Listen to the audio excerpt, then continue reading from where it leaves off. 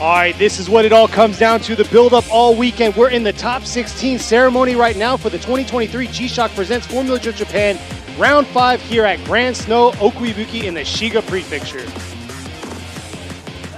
Yes, we are back for the top 16. We are about to start the opening ceremony. It looks like all the kids are out here. They do the kids walk here so they can get really up close to the vehicles, and they get their little toys from Hot Wheel and also their little snacks. So this is free for the kids to, enjoy while they're at the event, so they can get up close views of the drivers and the cars. So if you are in Japan in the area, if you want to join us at the Okayama round, go ahead and hit up the Formula Drift Japan website and sign up for it, so we can get you all squared away and set up so the kids can have a good time. You got your snacks, you get the Hot Wheels. I mean, it's kind of cool to be, a small child or kid to be able to get on the racetrack. It's very cool to be able to enjoy that. Exactly. Now we're gonna go ahead and start the opening ceremony. Japanese national anthem. Everybody please stand and hats off.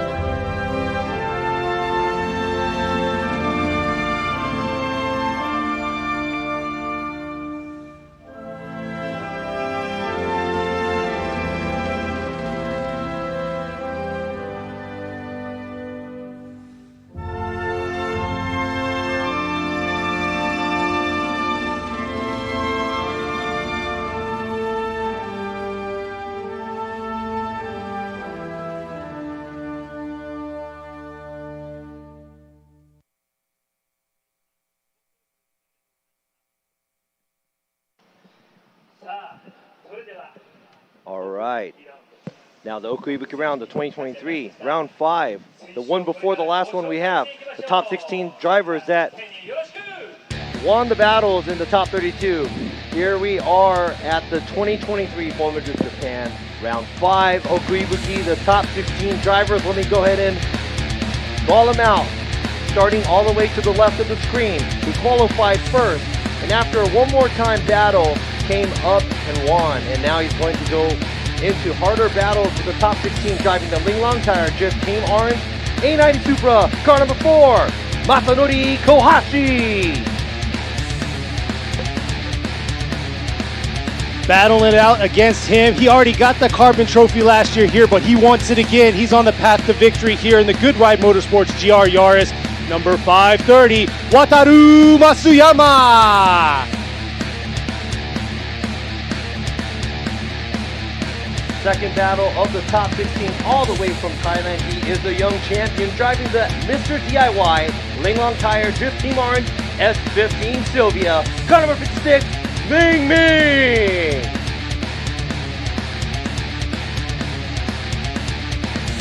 Another young driver here knocking out his friend in top 32, but here he is in the Good Ride Motorsports A90 Supra, number 61, Yamanaka. Moving on to the third battle, qualifying 13th and just disqualified. He is the 2022 Formula Drift Japan champ. Driving the Cusco Racing A90 Supra, car number 774, Fausto Matsuyama.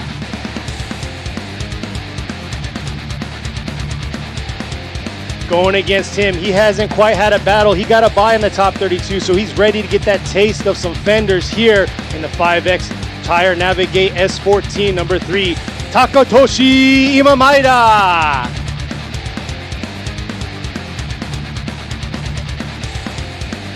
All right, another familiar face we have for the fourth battle. Qualifying fifth in the Team Kazama with Power Vehicles Lexus IS 500 S-Sports Performance Drift. He's from the best coast, West Coast, car number 21, Kenshiro Gushi. Not going to make it. Last year, he just missed podium, getting 4th, and he wants it this year here at Okuibuki in the side X Japan with Silent Tire and Liberty Walk S15, number 555, Yukio Fausto.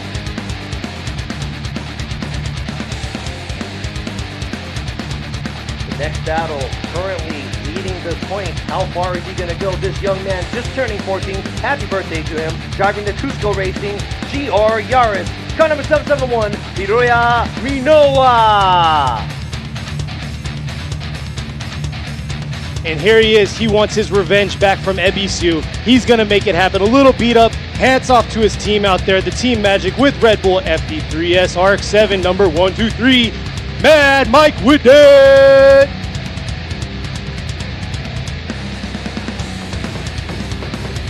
Moving on to the 6th battle, driving the freestyle good ride with the Tenshin JDX 100 Chaser. He's bad. It's the flat car number 5, Tomoki Tanaka.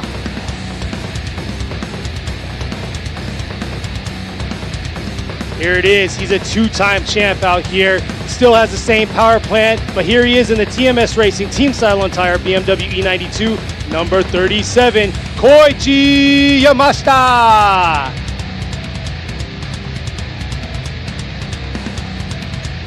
Now for the 7th battle, he is 2nd in the points ranking in the championship, driving the TMS Racing Team Silent Tire E92. Car number 36, Kazumi Takahashi. Going against him, he's well rested and ready to go. Missing out on Sugo, he's in the Car Guy Racing JZA80 Supra, number 125, Yoshichika Tamagawa. Last but not least battle, this young driver, qualifying 6th from yesterday's qualify, driving the Linglong Tire Drift Team Orange JZX 100 Chaser. He is unstoppable. Car number 57, Kanta. Wrapping us up right here. Not going to make it easy for Kanta. He's in the Mizutani Motors Myosha Racing S15, number 963, Daichi Mizutani.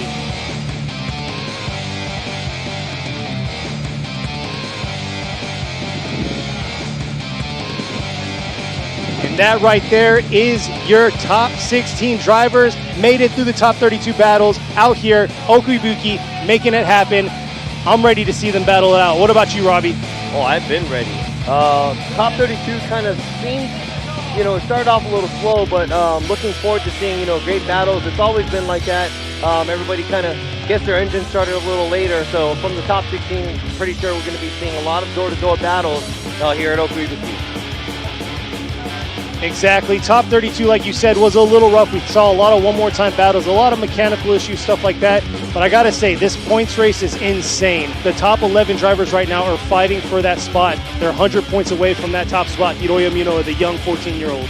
Yeah, so after the 32, there's a couple of drivers probably that fell out of the spot. So I would have to say maybe almost half of them may have lost their chance after losing out in their top 32 battles today.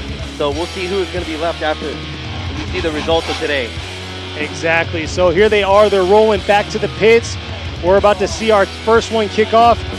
And in the background, you can see the kids waving their flag. But there you go. Mao Yamanaka's rolling out. 2 beautiful A90 Supras rolling out of here. And I always say it every single time, it's a nice, healthy blend of cars that we see out here. Beautiful built Team Kazama Racing IS500. You got the Liberty Walk kit out on Yukio Fausto's S15. And there you go, Mad Mike Woodette doing what he does best, a show for these kids. And I gotta say, he's working off of one arm right now. He's got an injury. So, very impressive. And right there, those kids got literally in-your-face show. Yeah. Just one thing though, to tell you the truth, Mike drove over the orange lines and re-pinged them, so it hurts to see that. Oh, is that a deduction? No. But there you are, the TMS racing cars right there, E92s.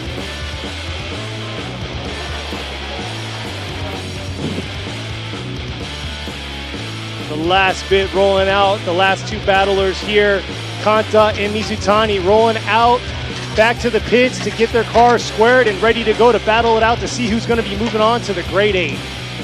Yeah, so this is a moment, you know, for some of you who aren't familiar with the FD Japan drivers, you get to, you know, match up the face of the car to see what kind of driver is driving which kind of car.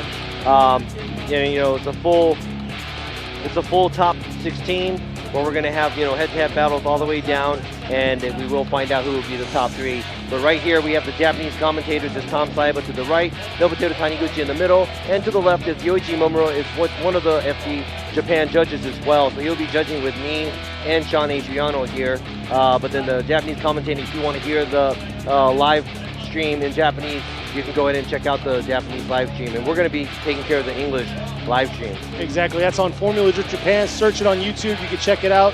Go in there, chime in, say what's up to them. But also, if you guys want to follow along, right there, the brackets posted in the chat. So pop the chat up and you'll see the link to the brackets for the top 16. So yeah, they're also on the PA system. So they're talking to all the spectators out here live, checking out the event. So they're getting all the kids off the track right now that did the kids walk. Pretty cool event there for the kids.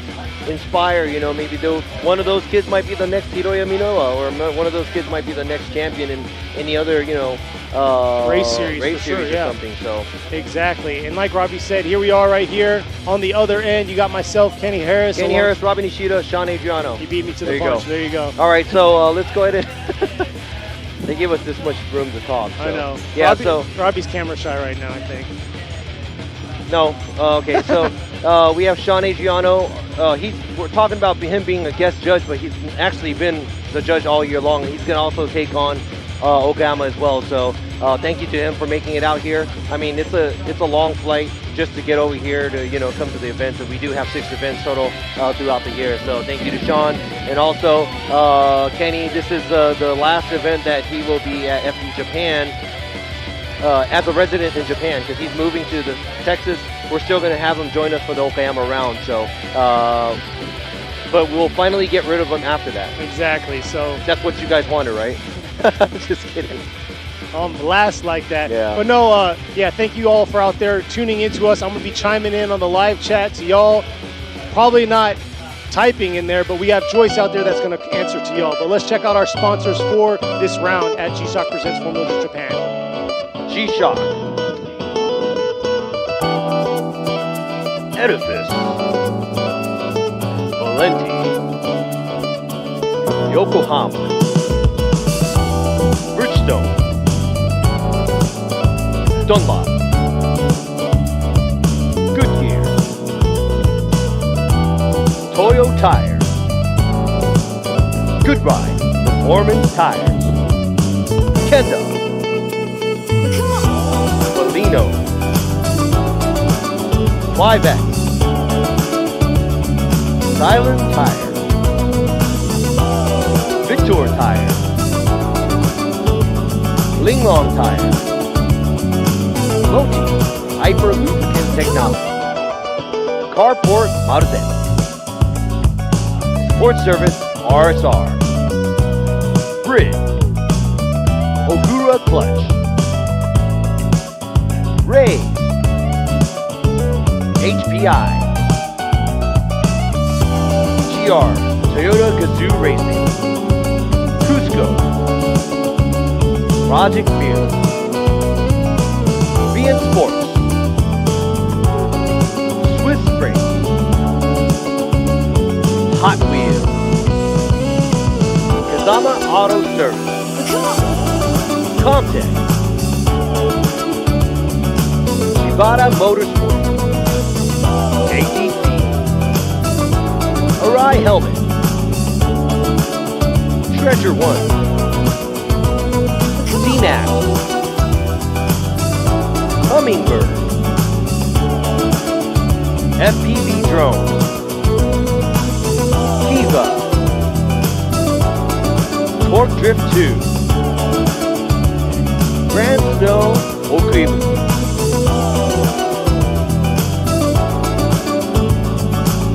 Formula Drift Japan sponsors and supporters, thank you to them, and also thank you to you for tuning in to the live stream here at Okuibuki. There you go, right here. We're on the truck. There you go, Sean, right there. Oh, party time. Woo, woo. Oh, okay. All right, so we're gonna go. Yeah, so we're gonna go straight into our videos and a little bit of an introduction of what we're doing here. So, we can explain a little about what's going on. The teams are getting ready. We're just waiting for them to get ready. Seems like it's cooling down a little bit, and I'm not going to say that word, but we're up in the mountains. It's high in altitude, so anything could happen up here, and that could be a mix-up in the competition. But yeah, there's a video. There you go. There's a video.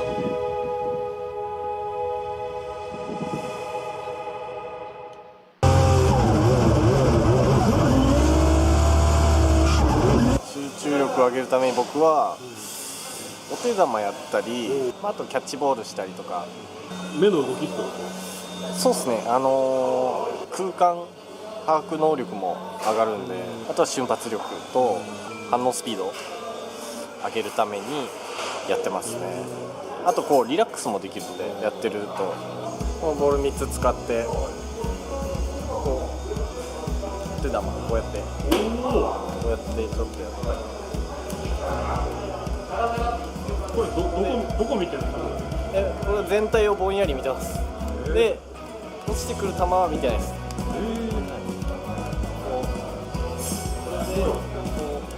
どこに落ちてくるかを予想してこう手を動かすような感じ。はい、こんな感じでやってます。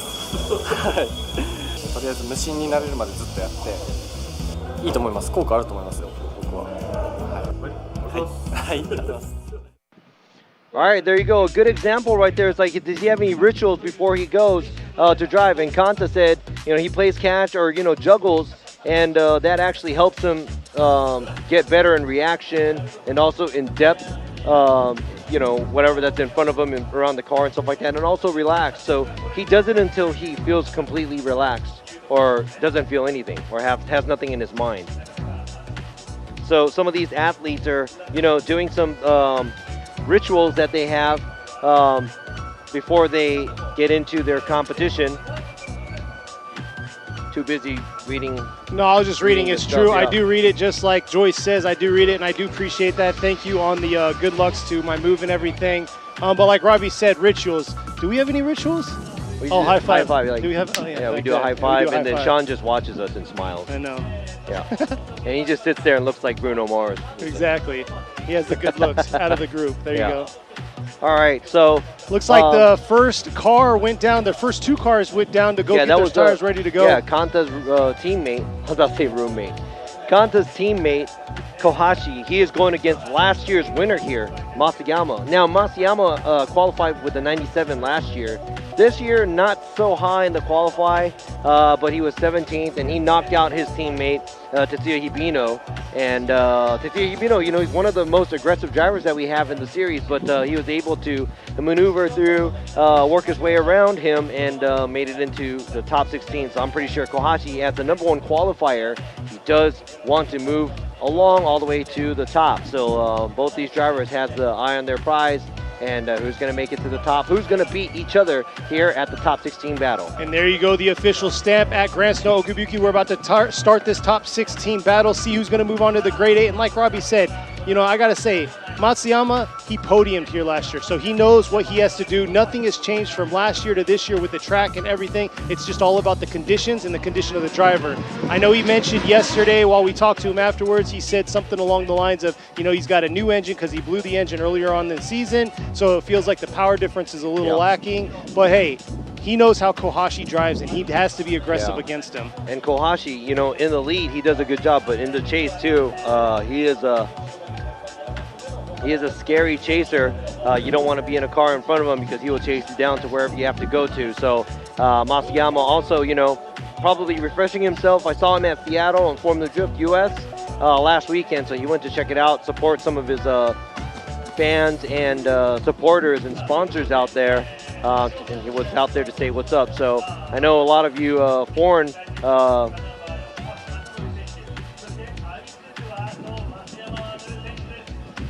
drift fans might know him from competing in FDUS as well. I'm sorry, I paused because I thought I saw like raindrops on his windshield or something. I think it's just my eyes. No, his windshield had something on it during the thing. Here they are, kicking it off right here, round 5, top 16. Starting us off right here. Here we are, Matsuyama coming in behind him. Look at it, once again, Kohashi, Matsuyama fighting through those pads right there. Kohashi throwing some sick angle, maybe too much angle there into that outer zone 1, but able to fill outer zones 2 and 3 right there, and finishing real strong. Wow, so that was a pretty crazy amount of angle thrown by Kohashi. Now, he did not change the pace of the car. He kept the angle going, and that was a pretty nice way to execute that outside zone 1. Now, it looks like Matsuyama went a little too deep and almost went into the wall. Before that, he hit the sponge barriers, made himself back into the track, and kept chasing. But there was a little bit of a gap created because of that, and he went right there. You can see he went off course. He came right back into formation and tried to get back on chasing Kohashi down, but it looks like there's a little bit of a space created there because of that mistake that Matsuyama made at the entry at the outside zone 1. Let's go ahead and check this out. Matsuyama, it looks like he got to angle a little bit later, and if he would have been able to, reach the angle he wanted to earlier, maybe that would have been avoided. But this first run, Kohashi looks like he did a great job in the lead, and in the chase, Matsuyama, he has a lot of gap. Yeah, he has a lot of gap to fill because of the mistake he made in the chase position at the outside zone 1. Yeah, that's a dangerous spot you want to find yourself in. It looks like he kind of held off and initiated a little later than what Kohashi did, or he tried to match him or whatever, but the long story short, he overshot that, and luckily he got saved and was able to save himself from wiping completely out. But here he is this time around. He's going to be in the lead while we have Kohashi in the chase. And yeah, Kohashi's been very consistent with that entry in outer zone 1 in the lead position, and he's really good at adjusting himself to the chase position whenever he gets into that position. But here he is this time around. Let's see how he's going to do.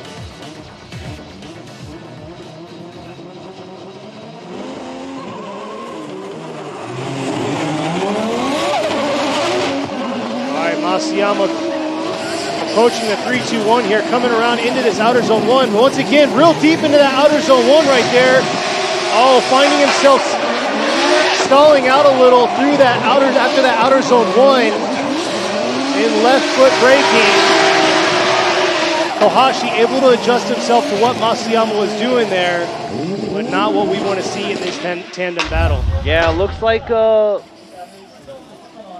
Matsuyama just can't get his he just can't get the car together and do what he wants to. There was quite a bit of a stall after the outside zone 1. He did go off track. Kohashi kept the car sideways and did not correct behind Matsuyama. So I would have to say in the lead and in the chase, looks like Matsuyama made huge errors at the end of the outside zone 1 area going to outside zone 2. Yeah, this isn't looking good for Matsuyama, taking podium here last year. It's just not the same this year for him. And you can see right here, overshooting it, and then right here, cooking the tires, left foot braking. You can see his brakes slide up. Kohashi, beautiful job on adjusting himself in that zone right there, transitioning from outer zones 1 to 2.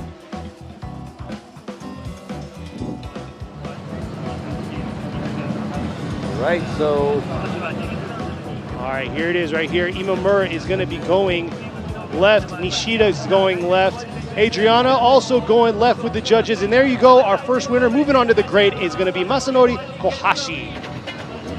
All right, Masanori Kohashi gets the win, moves on to the grade 8, and unfortunately Matsuyama getting knocked out at top 16.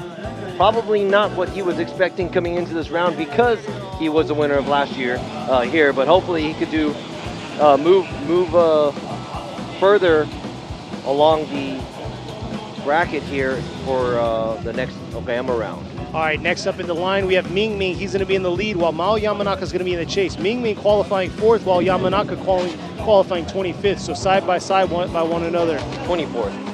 What did I say? 4th. Sorry, 24th and 25th. There you go. Yeah, so should be a fairly close battle. Lead should be close to the same, but here they are approaching that outer zone 1. Nice job, Ming. Oh, Ming overshooting it.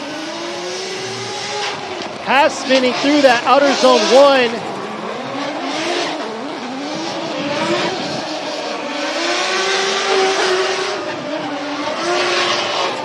And I gotta say, this is not the top 16 battles we expected to see. That outer zone 1 is really tripping a lot of these drivers up.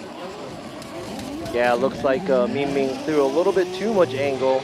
And I'm not sure if he has, a lot of side bite or forward bite, but he did look like he was kind of coasting, didn't get back on throttle.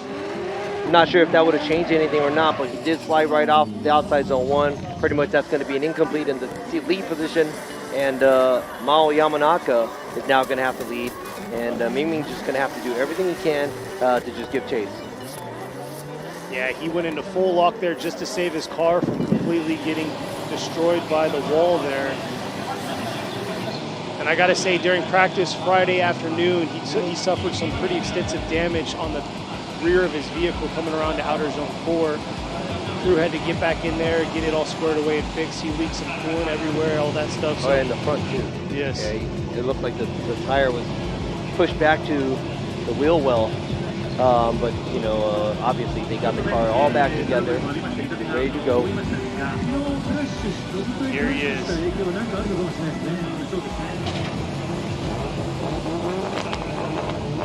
Mao Yamanaka in the Good Ride Motorsports A90 Super. He's going against Ming, Mr. DIY Linglong Tire Drift Team Orange S15. And here they are approaching this outer zone 1. Looks like Mao's doing a good job there, filling that zone, bringing it back around to outer zone 2. Ming falling in right there, trying to close that proximity, taking a shallower line. Well, yeah, there's nothing to overturn that. Mao did a nice job in the lead. Yeah, that was a really good lead run by Mao Yamanaka. Not much to say about it. He was tight on the lines, a lot of angle going through outside zone 1. He was within the track. If he pulled this one off for the qualify, I think he probably would have been in a higher position because he filled outside zone 3 from the beginning, right on the line. I might have even gave him a perfect for the line score right here, but that's how well that lead run was. And I think Ming giving pressure to the lead car, but it was a little too late because, the big mistake that he made at outside zone 1 in the lead position. Exactly. Imamura's coming to the right. Nishida going there, and you have Adrian, all 3 judges moving over. So Mao Yamanaka gets the win, and we'll be moving on to the Gray 8 going against Kohashi. Tough luck for Ming after the battle. One more time battle he had with Komatsu. He made it through, but Yamanaka took him out. Early weekend for him, and he's knocked out. But this young driver, he is an ex-champ for Thailand drifting series, over there. So looking at big things happening for him for Okayama too. So see him back over there. But Yamanaka this time is going to get the win. All right, next battle is already lined up, ready to go. You have Hokuto Matsuyama. He's going to be in the lead while you have Takatoshi Imamura. This is going to be Imamura's first tandem battle of the day.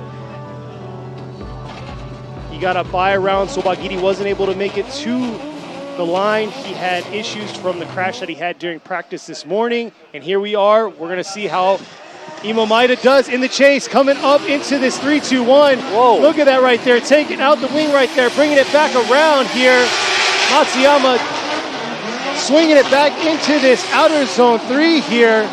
Nice job. Yeah, Matsuyama taking out a portion of his bumper. That's what that flew off. Yeah, it's like that was cool. He just initiated and then all kinds of things flew off the car. There you go. So that was a detachable style rear diffuser. I'm not sure what it was, but yeah, very tight on the lines out here at the lead position. And in the chase position, Imamura not doing bad in proximity, but his line is a little bit smaller, a little bit shallower than the lead car. Now we wanted to see them mimic the lead car.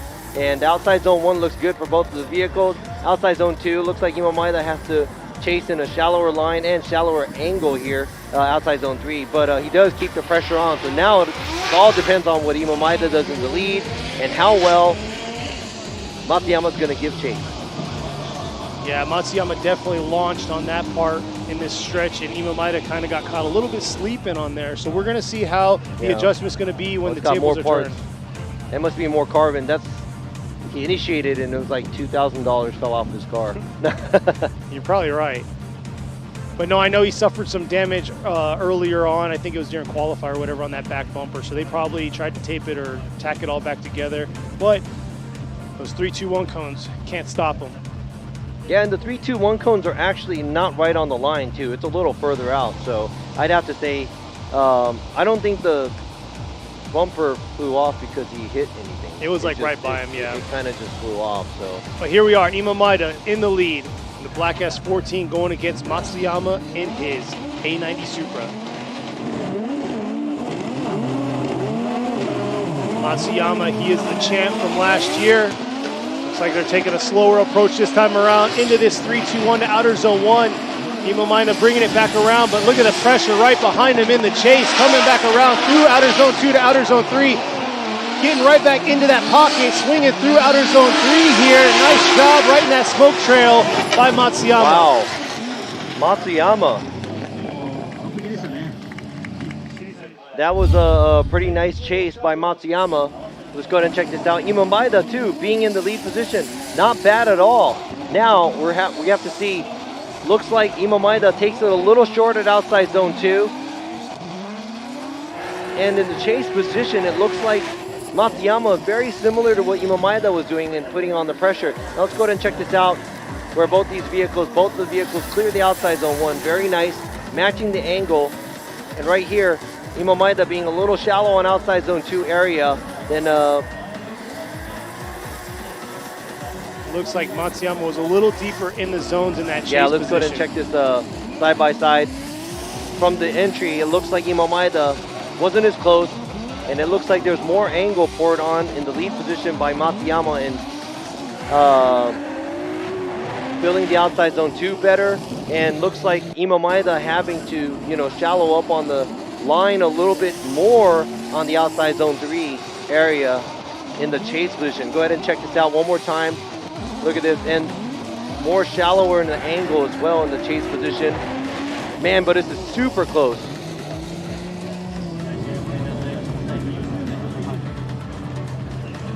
All right, here we are. The results are in. Imamura is going to be going left. Nishida is going left. Adriana also joining them going left. And there you go. Hokuto Matsuyama gets the win, and we'll be moving on to the Grade 8.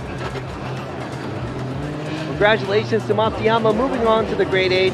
Who is he going to battle? And Imamura, really, really great fight. That was, almost one more time in my opinion. That was really close, but we do have to look at the really, really small things, and it was, hard to make a decision, but Matsuyama looks like he did a slightly better job, so looking forward to seeing Imamura back at Okayama. So who is it going to be going against Matsuyama? Is it going to be right there in the lead, Kengushi, or in the screen right now, Yukio Fausto? It's going to be a good battle too, because both of these drivers are exciting to watch. Both got 2Js. Here they are battling it out, coming around. Kengushi in the lead, nice job filling that zone, bringing it back around. Look at the pressure that Yukio Fausto is giving him, swinging it back around into this outer zone 3. Nice job there, filling that zone by Kengushi into this outer zone 4. And like Robbie always says, with a good lead, you get a nice, amazing chase. Yeah, so that was a good lead by Kengushi, and the pressure that Yukio Fausto was applying the whole time, that was amazing. Now, very smaller line and shallower angle, and kind of not tucking back to the outside zone 2 area. Fausto looks like he's getting a little too carried away on just the proximity, but his line, I wish he was a little bit more further back or more outside. Let's go ahead and check this out. Look at where Kengushi is running and where Fausto Yukio right there dives in to keep the proximity. Then right here, runs a shallower line just to dive in, but I would say there was a lot of proximity there by this by the chase car here. This drone view is just amazing because you can see everything. Like not in the box at outside zone 2, not in the box halfway up until the latter half, the outside zone 3. And does a good job at outside zone 4 in the chase position. So now we're going to have to see how well Fausto is going to be leading and how close is Kenshiro going to get and how much pressure is it going to give him. Exactly, and you saw the contact that was made right at the finish on the left of Yukio Fausto's car to the rear, I believe the rear of Kengushi's IS500. So I think they're checking up, making sure no panels are falling off. Oh, and he might be going back to the pits due to that contact because his wheel might have hit. We'll have to check that replay right at the finish when they are coming through the finish here. His wheel might have made contact. Yeah, right there. You can see how his left wheel made contact to the right rear of Kenshiro.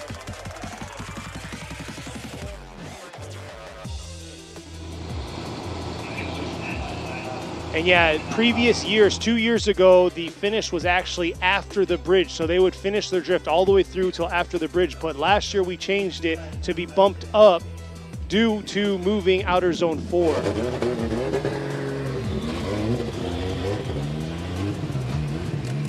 But we're gonna see if any damage was sustained. This is a crucial part right here, being in top 16, and make sure the car is tip-top performance condition.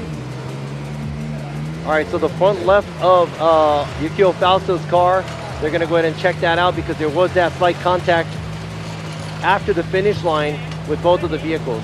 And you can see how it's kicked out a little bit on the left. Is he towed out? Yeah, he's towed out. Okay.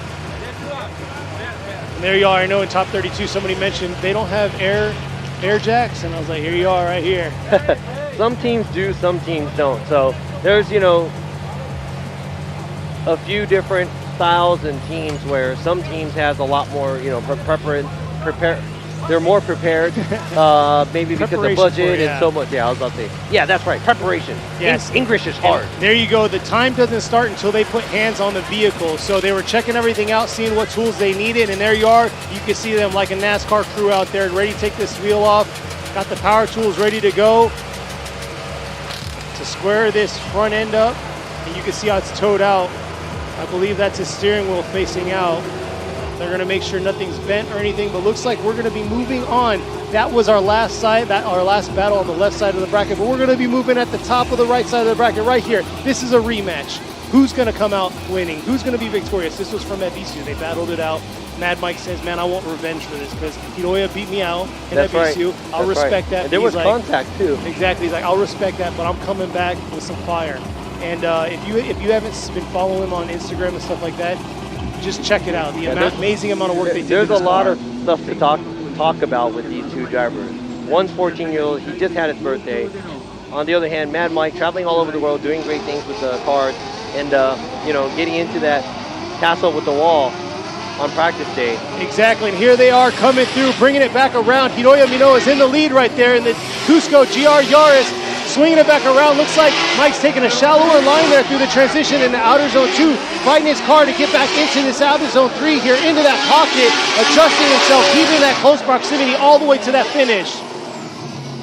Very aggressive right there. There was a few areas to watch in the lead position. It looks like line-wise, Minoa does a good job staying on the outside line. Mad Mike Widette looks like he dives in a little bit after leaving the outside zone 1. It looks like he caught up a little bit too much at the outside zone 2, but he keeps drifting and keeps the proximity and the pressure tight on this leader. From the FPV drone, let's go ahead and check this out. Lead car goes to the outside zone. Mad Mike leaves a little bit early at outside zone 1, but keeps it in proximity right there. It looks like he almost crossed over on the line and had to kind of quickly get back into formation to catch up with the lead car at the outside zone 3, and does a good job there too. So let's see what's going to happen now. There's no cars in front of Mad Mike Widette. He's going to do what he has to do, and this young driver is going to have to chase him down as close as possible. So we're going to see how it's going to be. And like we were talking about earlier, you know, he had a rough crash. He has a bummed, I believe, left shoulder right now, so he's shifting with his right hand. Here he is coming up. Look at that, super aggressive into that outer zone 1. High right there, oh, taking it too far. just missing the collision right there. Good reflexes by Hiroya Minoa. That's very unfortunate for Mad Mike Woodette. He's trying to give a show for these people out there, and look at that. Ripping the bumper off, giving a wave to the crowd. So, you know, they did have a collision on the wall at the practice. The team got him back together. He did hurt his shoulder. So, you know, they were talking about, you know, Mike was telling us about, you know, he was adjusting the brake balance so there's more on the rear because he can't really use the e-brakes. He's shifting with his right hand. They're doing everything they can to stay on the track. And I would have to say, you know, good hustle here for the team and Mike. But the mistake he made at the outside zone 1 is going to be critical to move on into the grade 8. Exactly. But hey, you got to go check him out. We talked to him. He said, hey, I have World Time Attack coming up in 2 weeks. This team's phenomenal, but here we are. Imamura is going to be going left. Nishida is going to be going left. And there you go, Adriana, all 3 judges going left. Hiroya Minoa, the young 14-year-old, getting the victory over Mad Mike Woodette, moving on to the grade 8. Yeah, hopefully next time they battle each other again, Mad Mike Woodette could be 100% with his car and his physical. But that's a happy birthday win. A couple days ago, Hiroya Minoa just turned 14 years old, and he is moving on to the grade 8.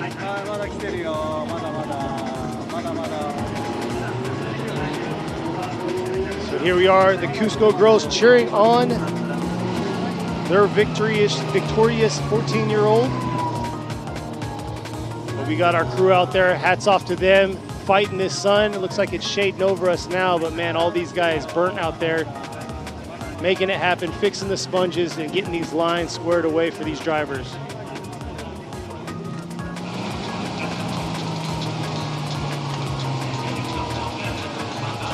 All right, there you are. You can see Yukio Fausto looks like his car is ready to go, squared away, made it in the 5-minute competition timeout, and he's ready to battle the second half of his battle against Kengushi. Yeah, so going back to that battle, I just remember Kengushi putting down a pretty solid lead run, and Yukio Fausto also keeping the pressure on the lead car. So it's going to be an interesting battle in the second half of that battle to see how well Fausto is going to lead and how close Kengushi is going to give chase. But I know we've been watching, you know, all year long with this new chassis. It looks like even though it's a new chassis, Gucci doesn't hesitate to get super close to their opponents when he's in the chase position. So it's going to be a very exciting and interesting second half of the battle. I think you said battle like 19 times there. But I'm down to see this battle. Battle? You don't want to see a battle? I do want to see a tandem battle. Battle. All right, sorry. We're just ready to get this show on the road. We're waiting for these drivers right here. There you are. They're scrubbing their tires, making it happen. This is the second part of this battle. Now I'm thinking about that. I can't say that. Yeah, what's another good word for battle? Fight. Duel? That sounds like Western times. Yeah. 1492. Brawl. Fight. Brawl.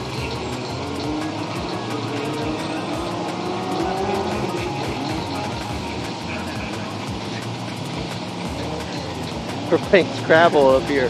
All right, they're lined up, ready to go. Right there, you got the Sidex Japan with Cylon tires right there, S15, Liberty Walk kit, all on it, looking good. Yukio Fausto, and then right next to him, you got the Team Kazama with Power Vehicles, IS 500. Insane build, both 2J vehicles.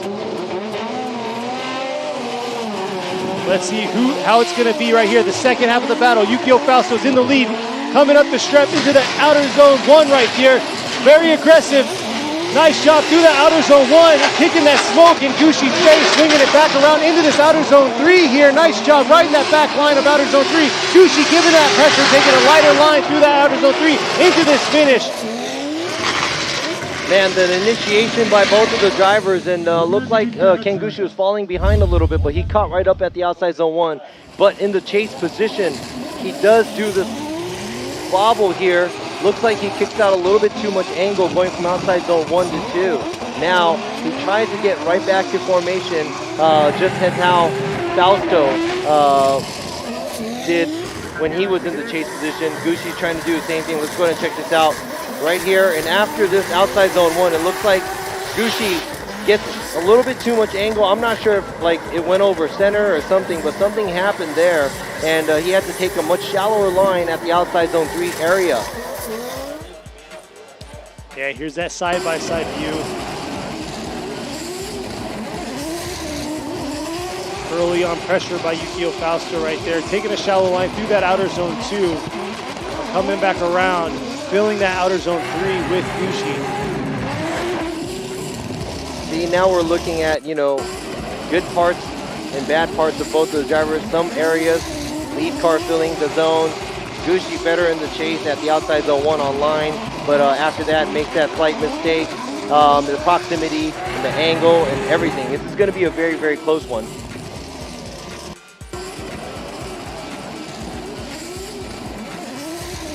Yeah, both drivers very aggressive.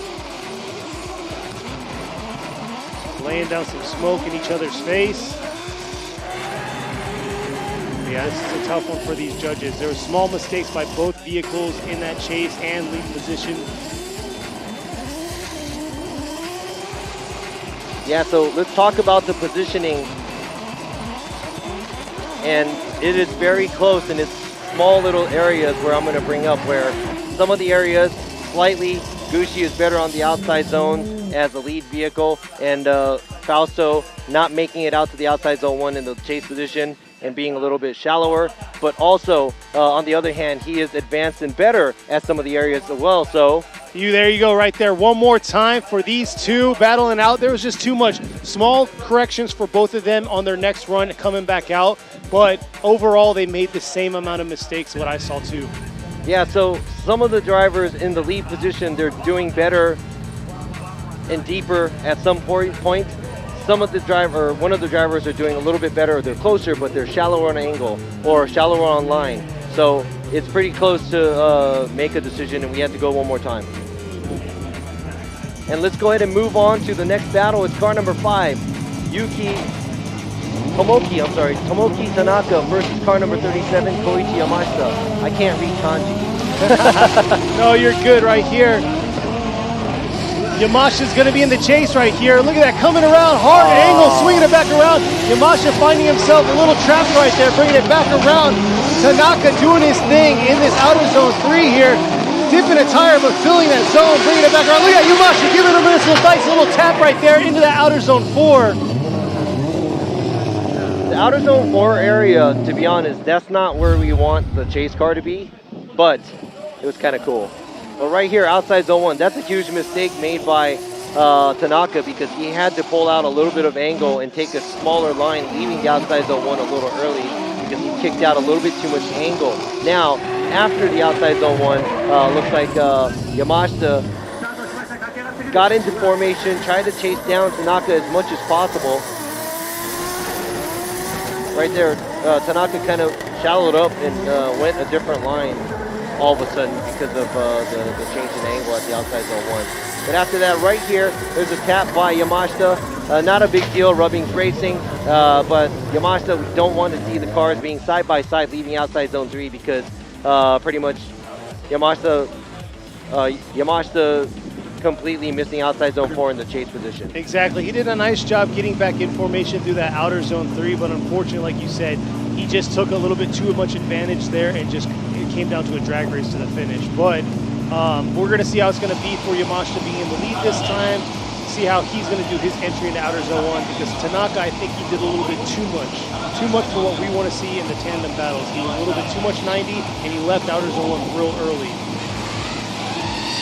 So the contact that was made, they're getting it squared away, taped up. Not sure what damage he sustained. They have the camera on the wrong side of the vehicle right now, and here we are. There's the drone footage. It's like a big Band-Aid on the taillight. Big old Band-Aid ready to go. He's ready to battle it out now. There goes Kobayashi. Making it happen out there. He usually drives the tow truck, but this time he's out there at the start line helping out. They gave him a flag too. They did. Might be a little dangerous though for him. All right, so this Kuroda, aka Kuro-chan, starting the vehicles off at the start. All right, here we are. Yamashita right here in the lead, going against Tanaka. Yamashita just taking off here. Tanaka is going too much right there by Tanaka in that chase. Look at Yamashita doing his thing, filling outer zones 1, outer zones 2, and here he is on the backside of outer zone 3 there. Nice job in the lead. I'm not sure what Tanaka was watching, and he must have fell asleep at the line because he definitely got burned on that stretch. Yeah, no, I think it was timing because it looked like he was trying to go, but he tried to go a little early, and he stopped. Then Yamashita wins. So if there was nothing going on, anything fishy going on at the start line, should be okay. I haven't got any info from the starter. It was a clean start, and it just looked like, you know, Tanaka tried to play catch up, dove in a little too hard at outside zone 1 and ended up in the sponge barrier area. And I gotta say, you can see right there the uphill grade that they have to fight against coming into that outer zone 1, making sure they have the right momentum to carry them into that zone. It's been a challenge for a lot of these drivers. That's what's exciting about this track. It's small but challenging. Here we are. Imamura is going to go right. Ishida is going to go right. And there you go. Adriana going right. All 3 judges going for Koichi Yamashita, 2-time champ out here, getting the win and moving on to the grade 8. Congratulations to the champ Yamashita. Moving on, and he will be battling the 14-year-old driver Minoa at the grade 8. And tough luck for Tanaka. A very hard-fought battle for him. Hopefully we can see him back in his, you know, his crazy style of driving at Obama round. Here we are lining up to the line right now. Another TMS Racing Team Cylon tire, E92. Kazumi Takahashi on the left right there. There he is in view, going against Yoshichika Tamagawa.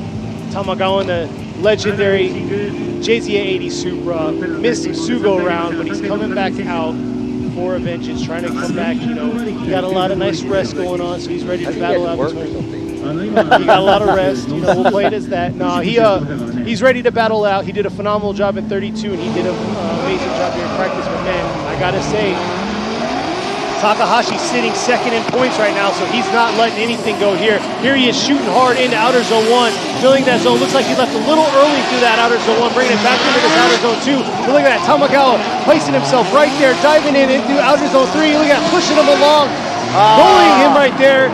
Little contact into the outer zone 4. Maybe too much bullying going on in that outer zone 4 by Tamagawa. Yeah, it looked like Tamagawa shallowed up a little bit too much to fill that gap right there, leaving outside zone 3. It looks like Tamagawa missing outside zone 1 by going 1 tire off. Takahashi doing his thing in the lead position. Then right here, a lot shallower in angle, in line by Tamagawa. And let me try to see if I know what's going on. He's gonna find out right now. Here you go. You can see how Tamagawa is shallow in outer zone 2.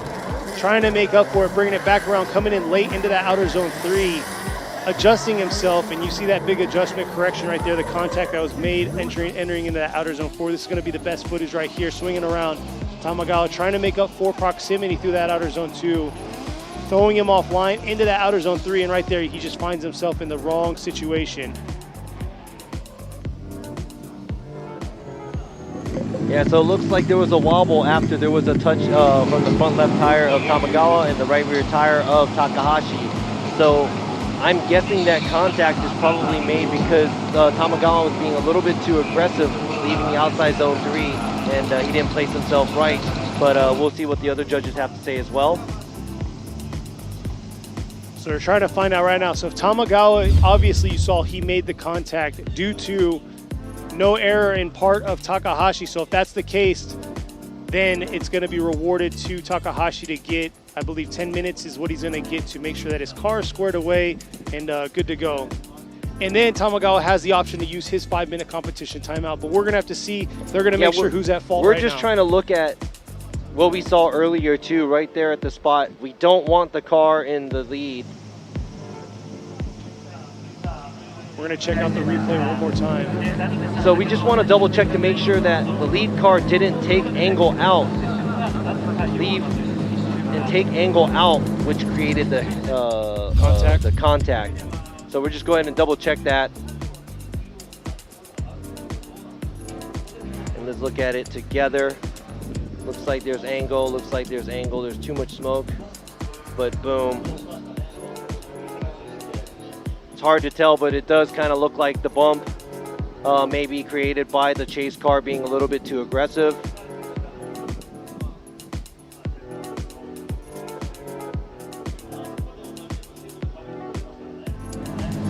All right, with that being said, it gives Takahashi the upper hand, but it looks like both cars went ahead and went back to the start line, so they might be good.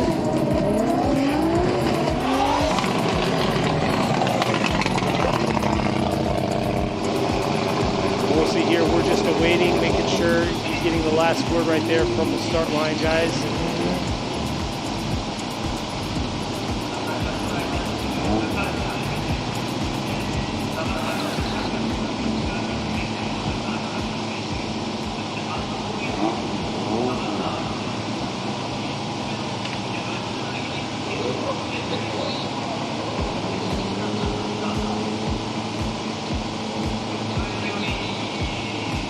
We're waiting for the word too, just like y'all waiting for the anticipation. If you're just following us right now, this is the battle between Takahashi and Tamagawa. And there you are. It looks like Takahashi is heading back to the pits now. So, in outer zone, from outer zone 3 to outer zone 4, you're going to see it right here on the replay. Tamagawa made contact with Takahashi. And the contact wasn't due to anything that Takahashi made any adjustments or anything like that. Yeah, I mean, it was close, and it looked like he was trying. He got back on throttle, and the car was trying to straighten a little bit because he's probably gripped up a lot. But I can't tell you that the car straightened completely to go back and hit the chase car where Tamagawa was. And Tamagawa was pretty much in an aggressive area, and yeah, this time we're going to have to put it on the chase car. Yeah, and since the contact was due to the aggression on the chase guy, it gives Takahashi the advantage of getting the 10 minutes to make sure that his car's squared away. Possibly, I don't think no damage was sustained, but you know, here we are, top 16 competition, moving on to the grade 8. They're going to do as much as they can to keep it in their advantage and making sure that their car's 100%.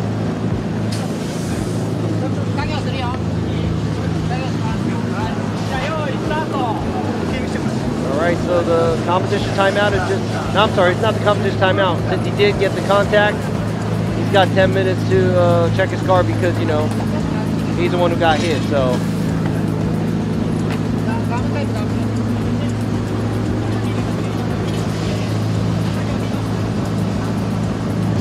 All right, so it looks like he's wrapping the car with the string. Now I think they're checking the alignment on the car to make sure, you know, everything is ready, but we'll see.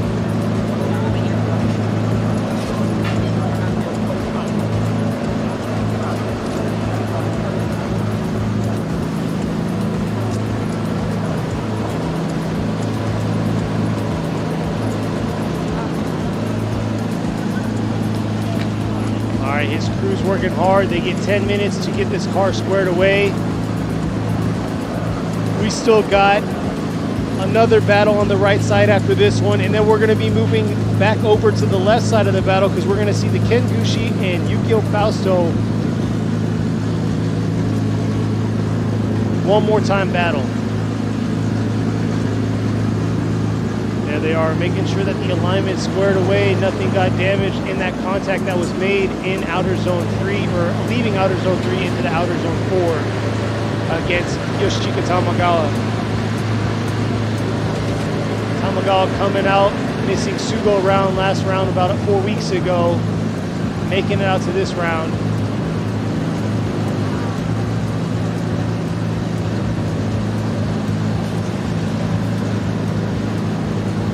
And you guys just saw Koichi Yamashita, his teammate in the same E92, granted powered by a 2J while he's powered by a VR under this hood. All right, looks like we're gonna go into the next battle while they're doing their alignment. And there they are, they're getting their tires warmed up. I can see them from here. You can still see Yamashita and Takahashi's car, but there they are right there on the screen, ready to battle out.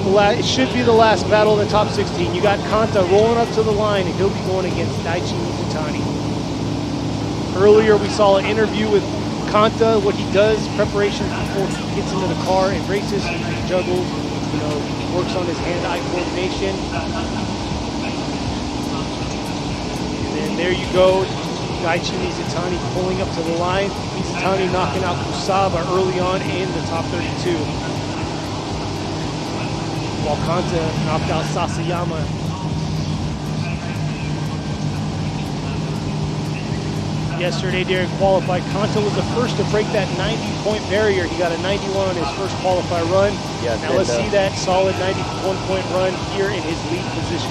Yeah, we're expecting to see a very smooth and clean lead run here. Now, I know Mizutani knows Kanta, that he doesn't have to worry about Kanta not running the right line. He just has to chase him as close as possible. Exactly, here he is, Kanta.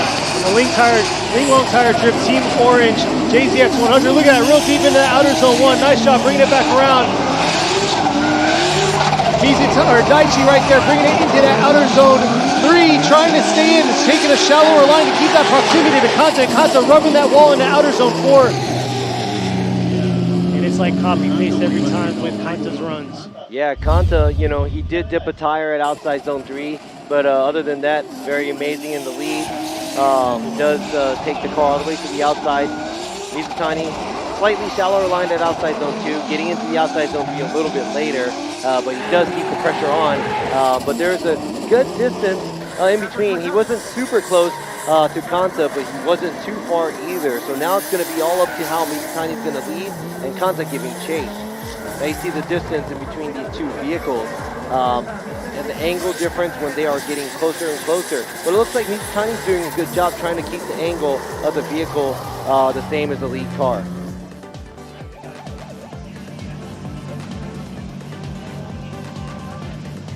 There you go, Mizutani still smoking from that run.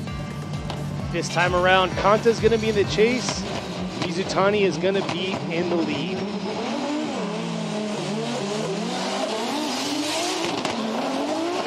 All right, here they are approaching this outer zone 1 here. Kanta early on trying to get into that attack mode around outer zone 1 here, bringing it back around. Mizutani filling outer zone 1, a little shallow in that outer zone 2. Kanta able to fill that zone, bringing it back around into this outer zone 3 here. Nice job all the way through that zone and aggressive into that outer zone 4 to the finish. Wow, Mizutani's lead was really good, and he didn't dip any tires at the outside zone 3. Now let's go ahead and check this out.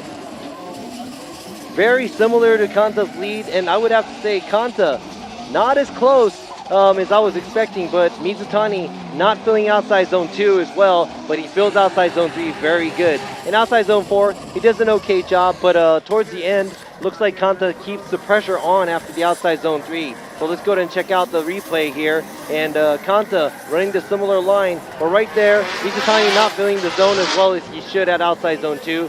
Filled zone outside zone 3 very well, and I think this is the area where Mizutani does a little bit better than Kanta did at outside zone 3 because he didn't dip any tires. Let's go ahead and check this out. Similar amount of angle, similar line, the distance between both of the vehicles. It looks like Kanta's a little bit closer, but right here, Kanta dips the tire. Mizutani, very similar car placement as Kanta, and yeah, this is going to be a very close one. Very similar. Same mistakes, kind of, dipping tires and stuff like that right here. Mizutani shallow there, but then Kanta shot a little bit too deep right there, dipping one tire in that outer zone 3, and then roughly close to the same into that outer zone 4.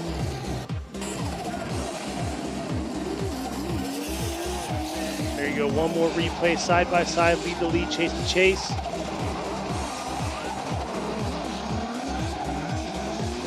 Yeah, so there's areas where both of the drivers made small mistakes, and we're just counting that up and adding them in our head to see who is going to be moving on here to the grade 8. This should be filling that last spot on the right side.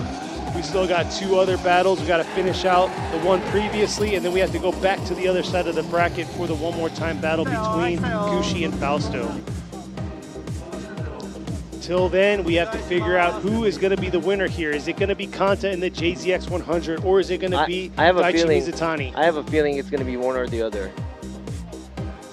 Man, I'm speechless. Here we are, Imamura. He is going to go with a left side Nishita's going with a one more time. Adriana is going to be one more time. So there you go. We're going to see a one more time battle between these two drivers. I was going to say it was going to be either one more time or Kanta, because there were small areas where it looks like Mizutani, he had to tighten up his line in the chase.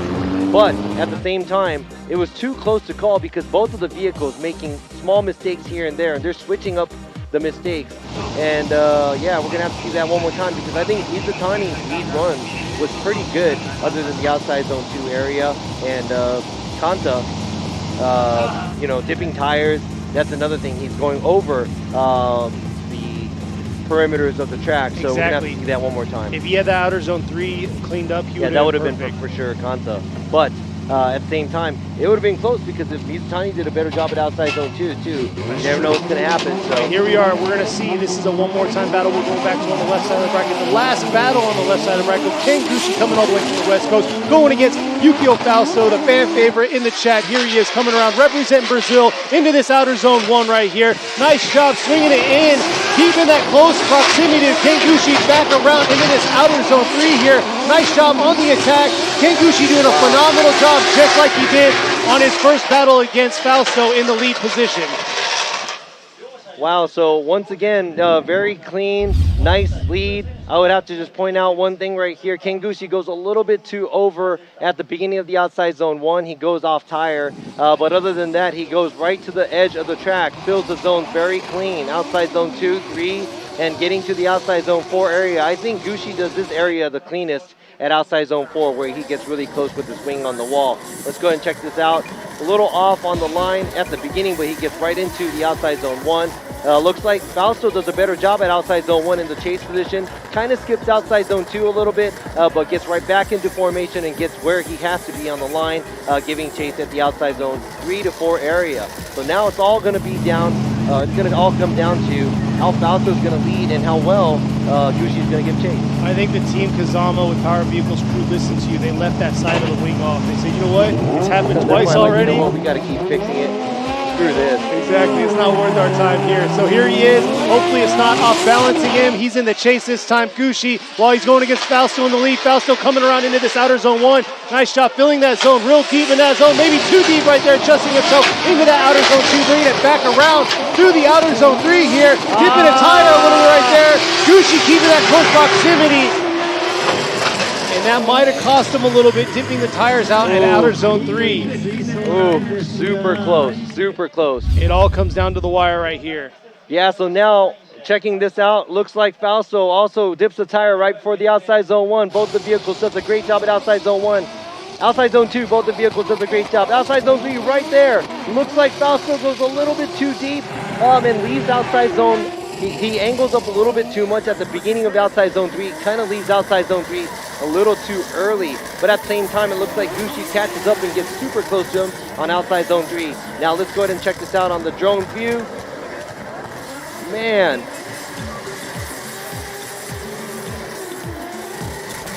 I mean, I could watch this again and again. Here they are right, All right, here. let's just watch it again and again. Bringing it back around, closing the proximity to him right there. Fausto, Gushi closing that proximity into the outer zone 4. Here's a side-by-side view.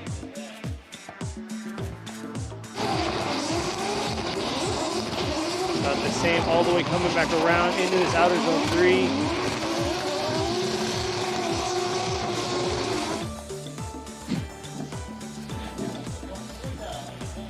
Not making it hard. It just goes back and forth right here between these two drivers. It's too close. I mean, they're both like here, right here, outside zone 3. Gushi is a little bit more shallow, but in the lead position, Fausto, he does a weird wonky angle change, leaves outside zone 3, and it's just, I'm just picking, you know. Imamura going with it one more time. I'm just doing the right thing right now. Just doing the right thing right now. Hey, it's not making it easy right here. These two need to figure it out. Who's going to be moving on to the grade 8? I don't know. That was their one more time battle. We're going to see another one out of these two.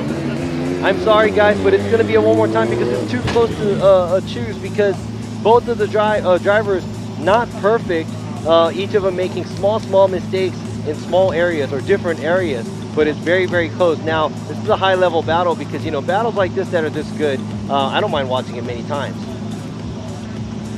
Yeah, you're definitely right. And here we are. This is the second half of the battle on the right side against Takahashi and Tamagawa. Tamagawa this time is going to be in the lead. He made contact with Takahashi after outer zone 3, entering into that outer zone 4, causing a delay, giving Takahashi 10 minutes to check out his vehicle to make sure everything's squared away and lined up right and nothing got knocked out of place, while Tamagawa is ready to go to get the second part of the battle done. But here he is. Tamagawa is going to be in the lead. Takahashi in the chase. Coming around into this 3-2-1. Nice job bringing it back around. Tamagawa filling that zone, swinging it back into this outer zone 2. A little shallow in the outer zone 2. Takahashi trying to close it in right here. Real deep in the outer zone 3 in the chase, but not able to close that proximity to Tamagawa. Tamagawa taking a little bit of a shallower line in some of these zones.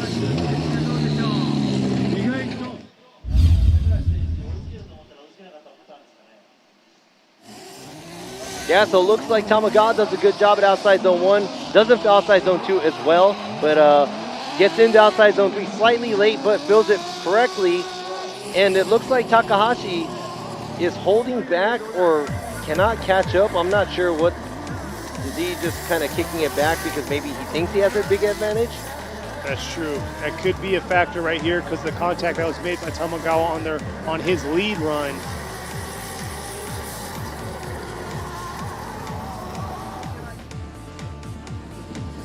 So here they are. You can see Tamagawa doing his thing in the lead, filling that zone. A little shallow in outer zone 2, bringing it back around into this outer zone 3.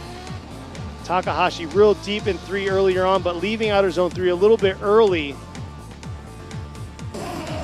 Side-by-side view between these two.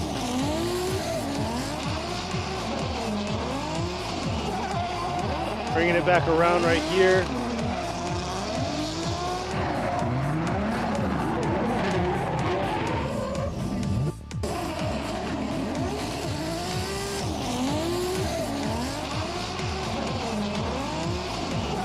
Here he is bringing it back around both drivers. Judges are analyzing everything. And yes, there was contact by Tamagawa, but if the driver is holding back, thinking they have the advantage in active chase, which he dives in on him right there, taps the wall, it looks like, through outer zone 3.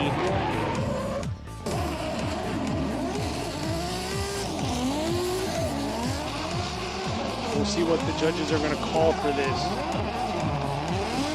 Usually Takahashi's very aggressive right there. Car's like a rocket ship, but you could see, I don't know if he held back or not. Can't tell because we don't have in-vehicle cameras to see it. Here he is bringing it back around.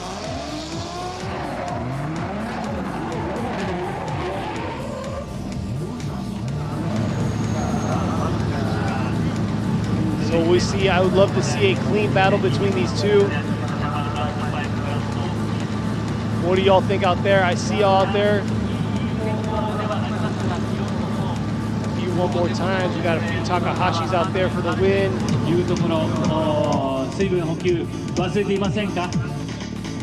Takahashi, he's in the TMS Racing Team Cylon Tire E92 BMW, that bright green car, going against Tamagawa, the car guy racing, JZ80 Supra.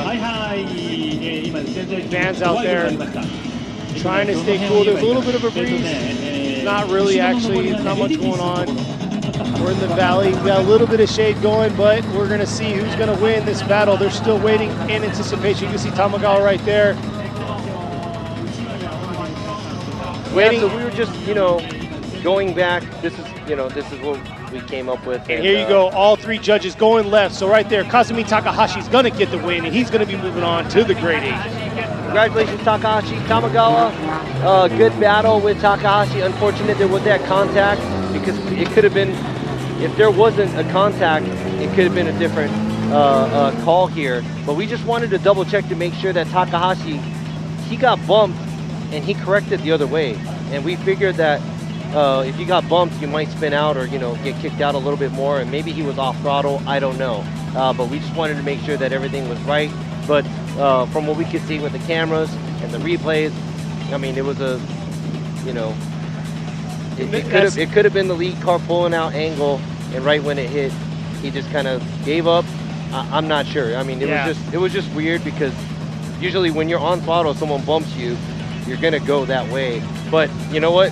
What do I know? I'm a judge, so we're just gonna go with what it pretty much looks like. So yeah, we can't go by assumptions. We're going by what we see, and there you go. That's what it is. Takahashi's gonna get the win. We're gonna be moving on to the next one more time battle right here between these two. Should have been the last battle of the top 16. Here it is. Kanta going against Daichi Mizutani. Kanta here overshot outer zone 3. Bringing it into outer zone 1. Nice job filling that zone, bringing it back around into that outer zone 2 beautifully. Here it is. Yes, adjust himself. Make sure he's in the right line in that outer zone 3. Right there, right in that back line. Nice job. Nice lead by Kanta. There we go. Now that is a cleaner lead run made by Kanta than his earlier battle. And Mizutani, he had the chance to drive with Kanta, so he should know how fast he is, but he could not get closer after outside zone 1. And yeah, the proximity was never as tight as we want it to be here in the chase position. So now we're going to have to see Mizutani. He's going to have to do a better job in the lead position than what Kanta just showed us right now. And Kanta, pretty sure he's going to get super close to get to make sure that he can solidify that win.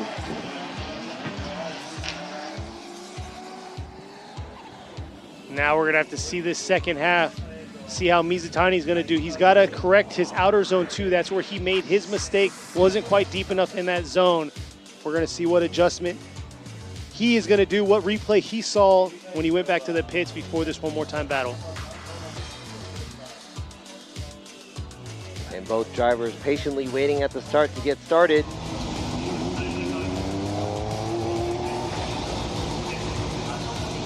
Oh, and it looks like I think he jumped the light.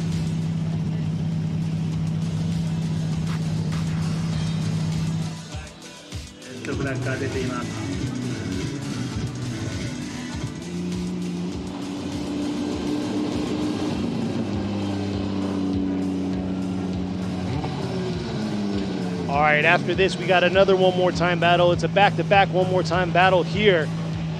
But this is the second half. Their first one more time battle. They both made mistakes in outer zones 2 and 3. Looks like Kanta cleaned up his mistake in outer zone 3, overshooting it, dipping a tire. Now it's Mizutani's turn, and he's got to see how he's going to do in outer zone 2, but at the same time, Kanta's got to keep that close proximity, because Mizutani did a pretty good job in that chase position. All right, making it through the chicane this time, ready to get this battle started. Here we are, look at that, Kanta giving him no room to breathe right here, swinging it back around into this outer zone 1. Nice job, Kanta mimicking everything Mizutani's doing here, swinging it back around into this outer zone 3 here. Nice job in the chase. Mizutani tipping the tire right there in outer zone 3, and I gotta say, Kanta turned it up this time around in the chase. Should have done that last battle. But Kanta did a great job chasing, and Mizutani, once again, in the lead position, does a great job dipping a tire at outside zone 1, but keeps the car in the wide area he needs to be at outside zone 1. A little short on outside zone 2, but breathing down his neck from behind is Kanta, and not giving him any space for failure or even to get away. So Kanta does a better job than his first battle against Mizutani, and Mizutani pretty much does a similar job in these two battles. Now, who's going to be moving on to the grade 8? Who's going to be going against Takahashi? Find out here soon, but like you said, yeah, Mizutani definitely made a little bit more mistakes with outer zones 1, and he didn't really adjust with the outer zone 2 situation being shallow. But here we are, Imamura is going to be going left, Nishida taking it left, and Adriana going left right there too. There you are, Kanta is going to get that win, solidifying the last spot on the right side of the bracket into the grade 8. Congratulations to Kanta. Moving on, and he's going to be battling Takahashi at the grade 8. And Mizutani, a good battle. This young driver, Kanta, is very hard to beat, but man, Mizutani almost had it and he has it in him. So looking forward to seeing big things from him in Okayama. Exactly, but here we are. There they are, getting their tires scrubbed, warmed up. This is it. This is going to be our last battle between two drivers in the top 16. Who's going to move on to the grade 8? Who's going to fill that last spot on the left side of the bracket? They already have two one more time. This is two one more time battles, just burning through rubber right now, and here they are about to make it happen. Kohashi is going to be in the lead this time, just like all the other times that he started for the last two one more times, going against Yukio Fausto in the chase. Yukio Fausto finished 4th last year here at Okuibuki. I put a little pressure on him, saying that to him, you know, and said it during the entry, the ceremony, opening ceremonies to him. So we're gonna see if he's gonna take that challenge and run with it.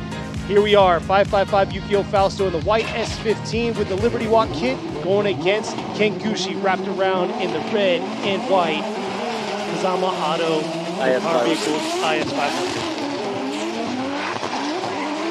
Here they are coming around into the entry to outer zone 1. Nice job through that outer zone 1, filling it by Kohashi. Look at the pressure applied by Yukio Fausto into the outer zone 2, swinging it back around to the outer zone 3 here.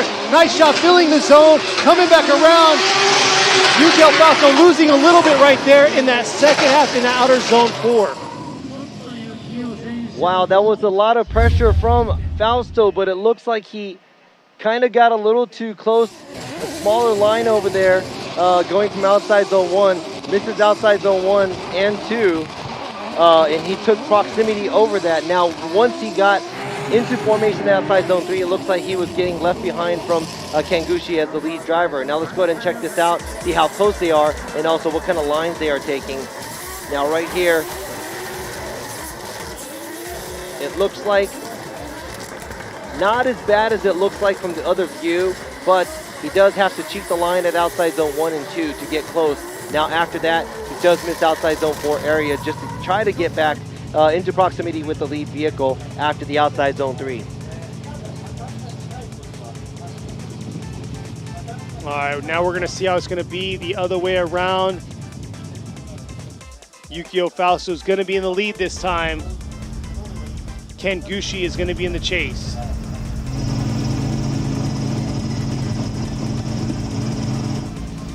Yeah, and obviously being close and being on the same line is probably going to be the important part in between these two battles that we have. Now let's see how well Fausto could lead and Gucci gives chase. And here they are coming around outer zone 1. Nice job, nice angle through outer zone 1 by Yukio Fausto. But looks like it was too much for Kohashi, losing it after outer zone 1. Yukio Fausto doing his thing, filling that zone right there. Tipping the tire, but still making it happen into this outer zone 4. Wow, I don't know, maybe Gushi's car. He was talking about, you know, the steering going over center sometimes, and I'm not sure if that was the case, but huge mistake made by Gushi after the outside zone 1, leaving outside zone 1, spins out. And here we are, Yukio Fausto coming back around, getting deep into that outer zone 3, but yeah, you can see right here, over-rotating after outer zone 1 by Kohashi. So there you are, Yukio Fausto finishing his run right there. Waiting for the call. Imamura is going to be going right after 2 one more time battles. Nishida going right, Adriana going right, and he's going to get the victory. 555 Yukio Fausto getting the win, filling that last slot on the left side of the bracket to move on to the grade 8. Congratulations to Fausto. A hard-fought battle, beats Kenshiro Gushi in his IS. After 2 hard battles, that was a very exciting battle that we saw, and we witnessed Kohashi knocking himself out after the big mistake after the outside zone 1. We'll see him back at Okayama round, which is a big track that's going to probably fit his big car. Exactly, and yes, that's a tough battle for Yukio Fausto right there to get 2 one more times with him. And then going against the FDUS driver, Kohashi. All right, so we're going to take a short break, and we'll be right back after these messages.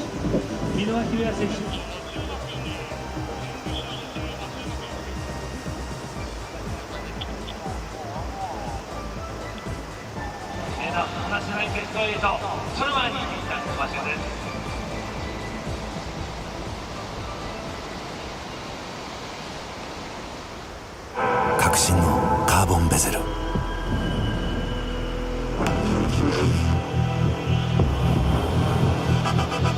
Bluetooth 搭載 G-SHOCK Casio.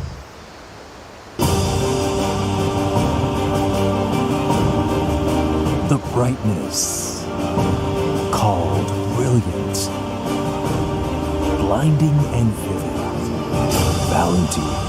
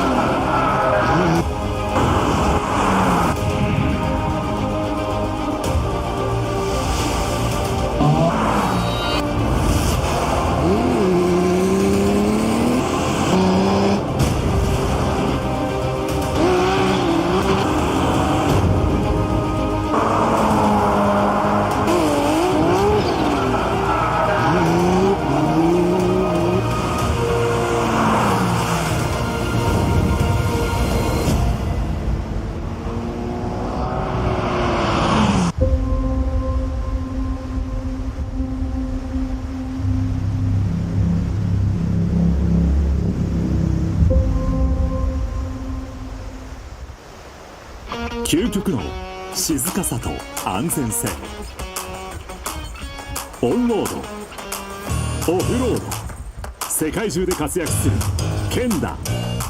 その信頼を支える静音性、安定性と対摩耗性、世界が認めた技術と信頼を街乗りである。高品質と納得の価格、タイヤのポテンシャルをあなたに。ケンダ。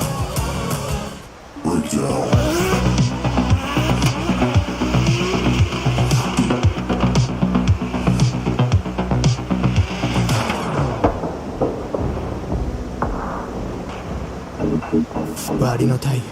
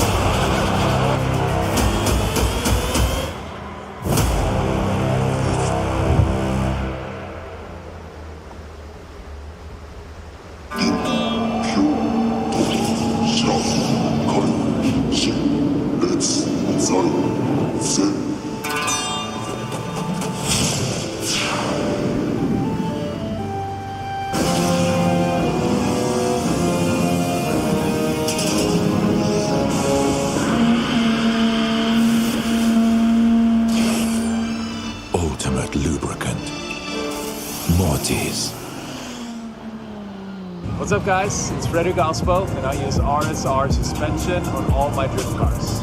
I love RSR. Iyo RSR Ichiban.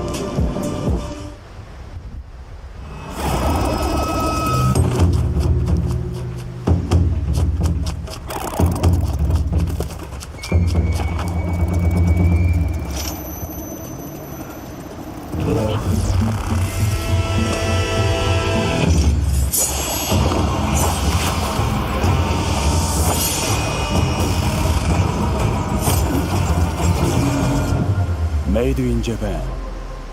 Breed. Had a brand new bend again, all the way through, just throws up. I mean, early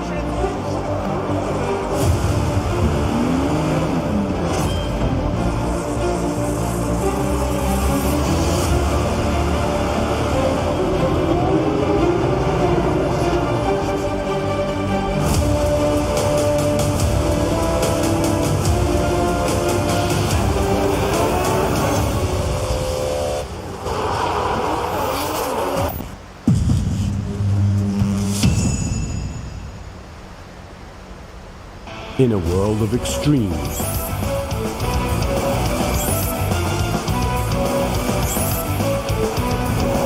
This is where they're refined, the real deal. Cusco. 伝統と革新小倉クラッチのテクノロジーを凝縮チャンピオンを取るためのクラッチ小倉レーシングクラッチ ORC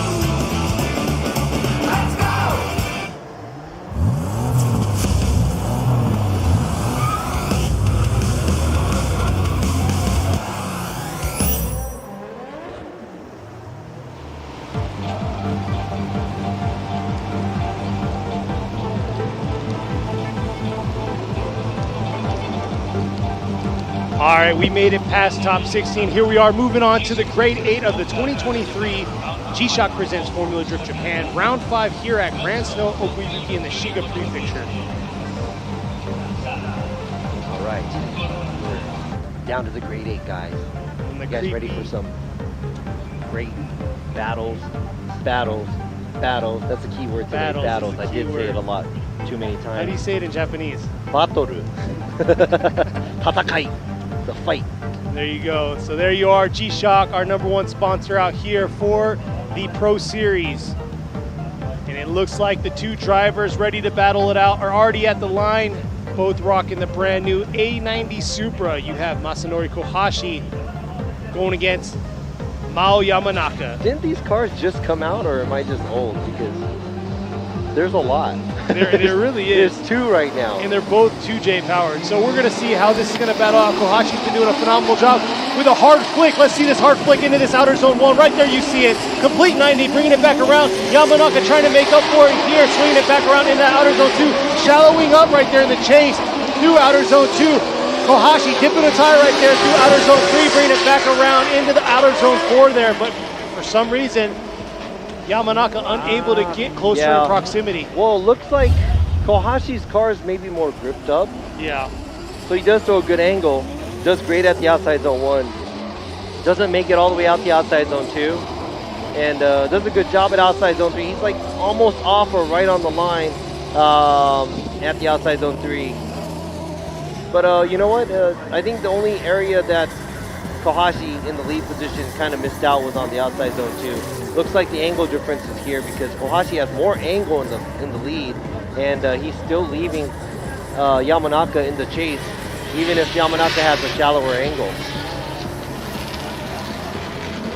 We'll see here. Now the tables are turned. Mao Yamanaka is going to be in the lead this time, while Kohashi is going to be in the chase.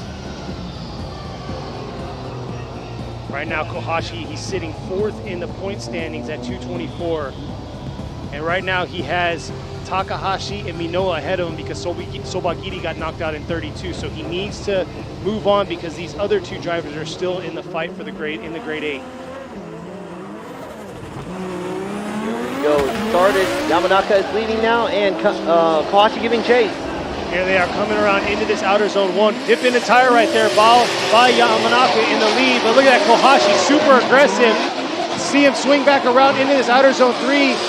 Mao trying to lock himself in through that zone. Nice job filling that zone in outer zone 4. But I gotta say, Kohashi kept that pressure on all the way through that course.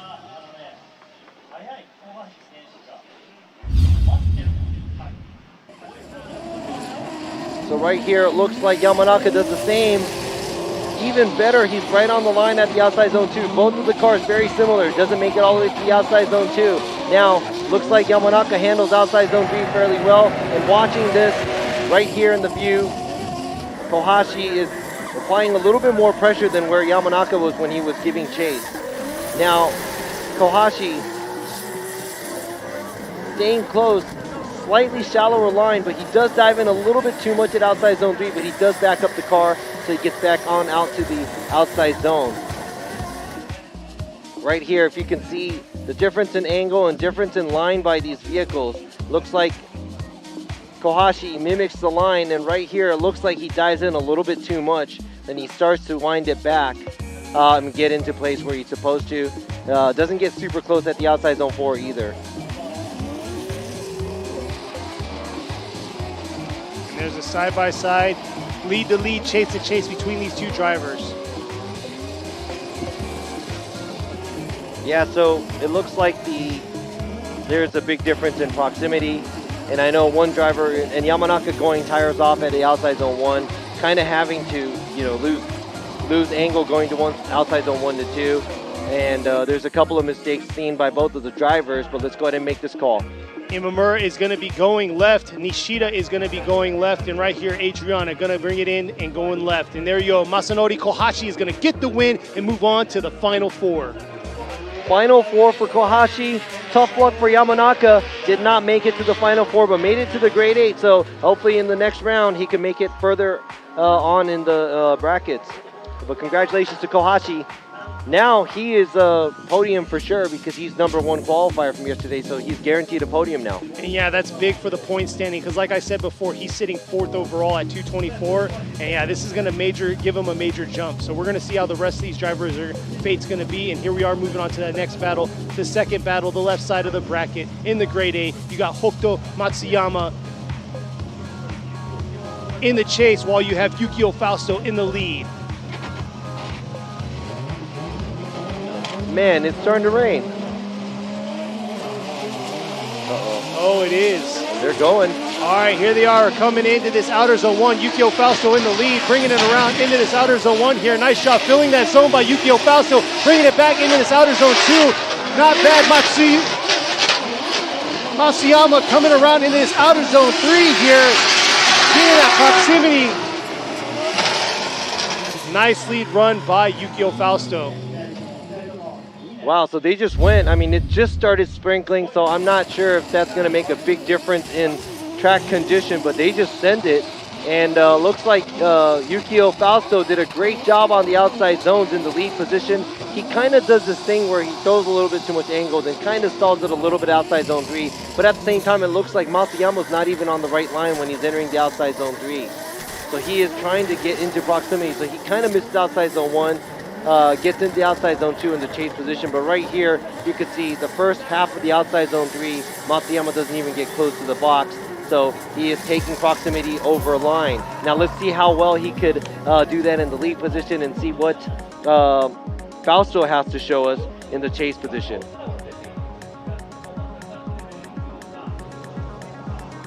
All right, they're lined back up. Matsuyama's going to be ready to go in the lead this time while you have Yukio Fausto in the chase.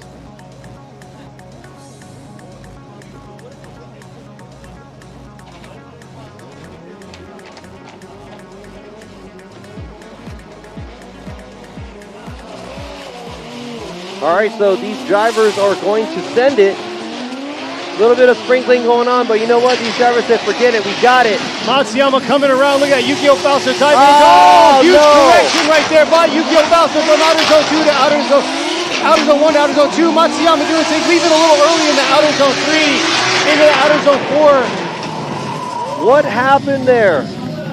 It looked really good up until the end of outside zone 1. It looks like, I'm not sure if he lost power, maybe it popped out of gear, I'm not sure, but right there, that was it. Then he had to get right back at it. So that's going to be an incomplete in the chase position. Unfortunately, man, Yukio Fausto, it started off really well. Very a strong chase going into outside zone 1.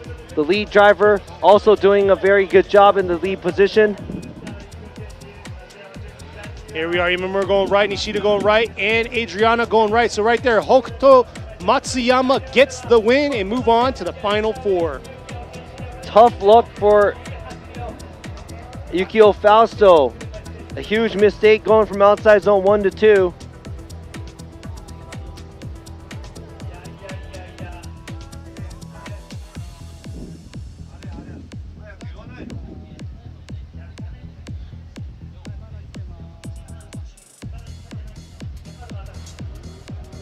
And there you go. Cusco Man, girls. Yukio Fausto, that's a tough one. We'll figure out what happened. We'll ask him later what happened with the vehicle. But yeah, Matsuyama moving on. He's going to be going against Kohashi. That's going to be another Supra to Supra battle. Exactly. Supra on Supra crime, yeah. Left side of the bracket. So here we are moving to the right side of the bracket. We have Hiroya Minoa qualifying second yesterday with a 94, going against Koichi Yamashita, two-time champ, very experienced driver. I think this might be the oldest driver versus the youngest driver we have right now. This is going to be very interesting, and Yamashita's in a different vehicle, same power plant with the 2J, both 2J vehicles coming around. Look at that, right there. Minoa doing his thing, filling outer zone 1, nice job, but look at that. Yamashita keeping pressure on him all the way through outer zone 2 into this outer zone 3 here. Nice job on the attack right here. Minoa doing his thing, nice job, real deep into outer zone 4. That's where a lot of drivers struggle, is getting all the way into that zone, and he did a beautiful job in that lead position. Yeah, so in the lead position, Minoa looks like he has no problems getting to the outside line of the outside zone. He's almost like a robot doing this. He doesn't miss a beat going through these zones, fills it from the beginning to the end, or goes into it outside zone 3 a little later than usual, but right here makes it all the way out to outside zone 4. Now, two-time champ Yamashita is not going to give him any room. Also being on the same line, a little bit shallow on the angle, but he has the proximity there, sticking it to the door of that GR Yaris driven by this 14-year-old. And looks like Yamashita doesn't fill the outside zone 3 as well as he should be in the chase position, but he does have the proximity to keep the pressure on the lead car. Exactly. We're going to see how Yamashita, how he's going to do this. Is he going to try to run away, or is he going to be able to throw mad angle coming around and filling all those zones? Runaway train.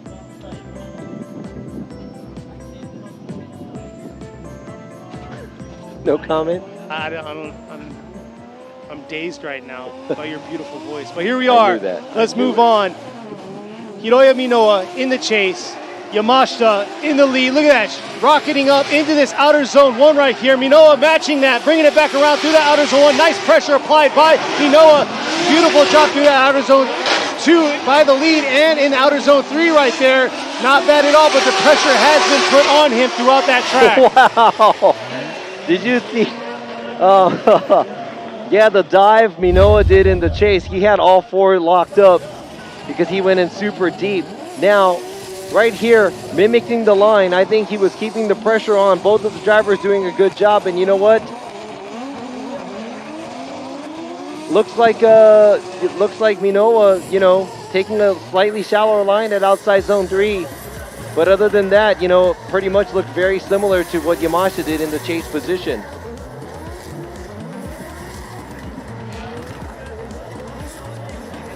So we'll see right now. Minoa right now has a target on his back. He's leading the points chase right now with a 2:48.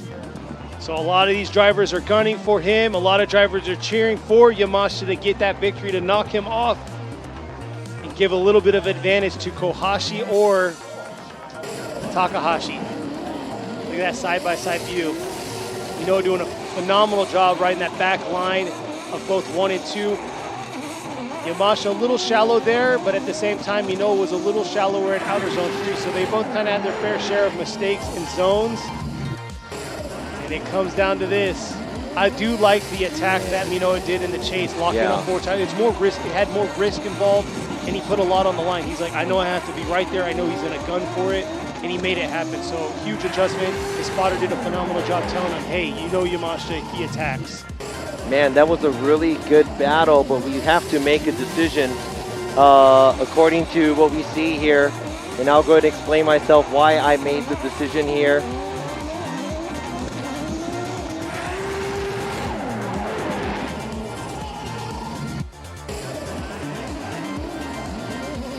So we'll see, you guys are watching the replay over and over and over, the side-by-side view, the lead, chase to chase.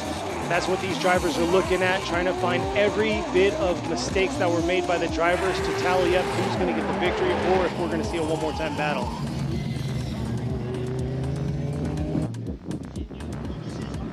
So I see a mixture right here with one more time. And then Minoa making mistakes, so we're gonna see. Man, this is a close one. Very close, and this is big for the Cusco Racing team and Hiroya Minoa because he's leading the points right now. How's it gonna go right here? We're going right. Nishida's going right. Oh, and there you go. Koichi Yamashita is gonna knock down the points leader today, ending his day. Yes, let me go ahead and explain that. It was a great attack by Minoa, but talking about rate to angle initiating, he locked up all four where he couldn't kick the car out to get a lot of angle in the chase position. And there were some areas where Minoa was a little bit shallower on the line at the outside zone 2 and 3 in the chase position. And it looks like in the lead position it's very, very similar, but we had to go that way because of the few mistakes. And I mean, I'm talking about very, very close battle by these two drivers. All right, here we are. This is our last battle of the Grade 8. Who's going to fill that last spot? Is it going to be Kazumi Takahashi? Is he going to go against his teammate Yamashita? Or is it going to be Kanta, who's been flawless all weekend long? Kanta here with the Linglong Tire Drift Team Orange JZX 100. And they're going back to the replay. We're moving on, going into the Kazumi Takahashi. He's in the TMS Racing Team Cylon Tire E92 BMW. Let's see if he can run like his partner just did, his teammate, Yamashita.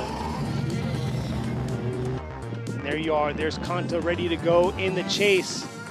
Takahashi's gonna be in the lead. Takahashi qualifying 3rd overall and qualified yesterday out of the 44 drivers we had.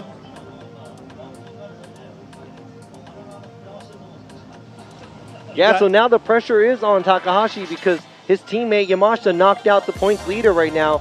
So if Takahashi moves on after this, I think he might be the new points leader of the championship. Exactly, but Kanta's not going to make it easy right here. VR versus 2J. Kanta's been doing a phenomenal job. Let's see him go right here into the 3-2-1 into outer zone 1. Nice job on the attack for the chase, filling that zone beautifully by Takahashi, coming back around into this outer zone 3. Look at that attack, look at that attack! Matching it all the way through into the outer zone 3. Nice job bringing it into this outer zone 4. And I gotta say, that's gonna be tough to match in the chase. All right. So that's good drifting right there because that was super close. Kanta did run a smaller line, a shallower line at outside zone 3, but he made a statement there to get really close to Takahashi's car. And he said, I'm not going to let you take that first place position in the championship yet. And here he is, applying the pressure, super close, cheating the line a little bit, but he does tuck right behind and does a good job at outside zone 4 too. So I think Kanta knows the secret here, how to do a good job in the chase position, and he's pushing along because he knows that Takahashi is not somebody easy to beat. Look at how close he is. He's only inches away from that door of Takahashi's car. Now, to have a good chase, there's always a good lead run, and Takahashi's lead run also was a great job. Now we're going to have to see these drivers switch places to see if Takahashi could do that and see if Kanta could lead Takahashi just as how well Takahashi led Kanta. I gotta say, hopefully Takahashi's spotter's in his ear right now saying you need to attack and you need to attack hard. Put it all on the line because Kanta put it all on the line. This is a lot of pressure on Takahashi right now because this is, I'm just saying it's a lot of pressure because if he wins this battle, and he has to win this battle, and going in leading the championship for the next round is going to be really, really big.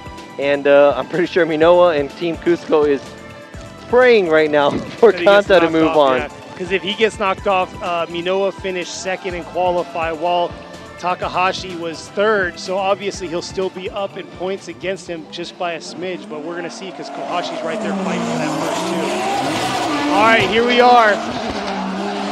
The second part of the battle. Kanta coming in. Look at too hard right there. Coming in way too hot by Takahashi came in way too hot. Takahashi just came in hot.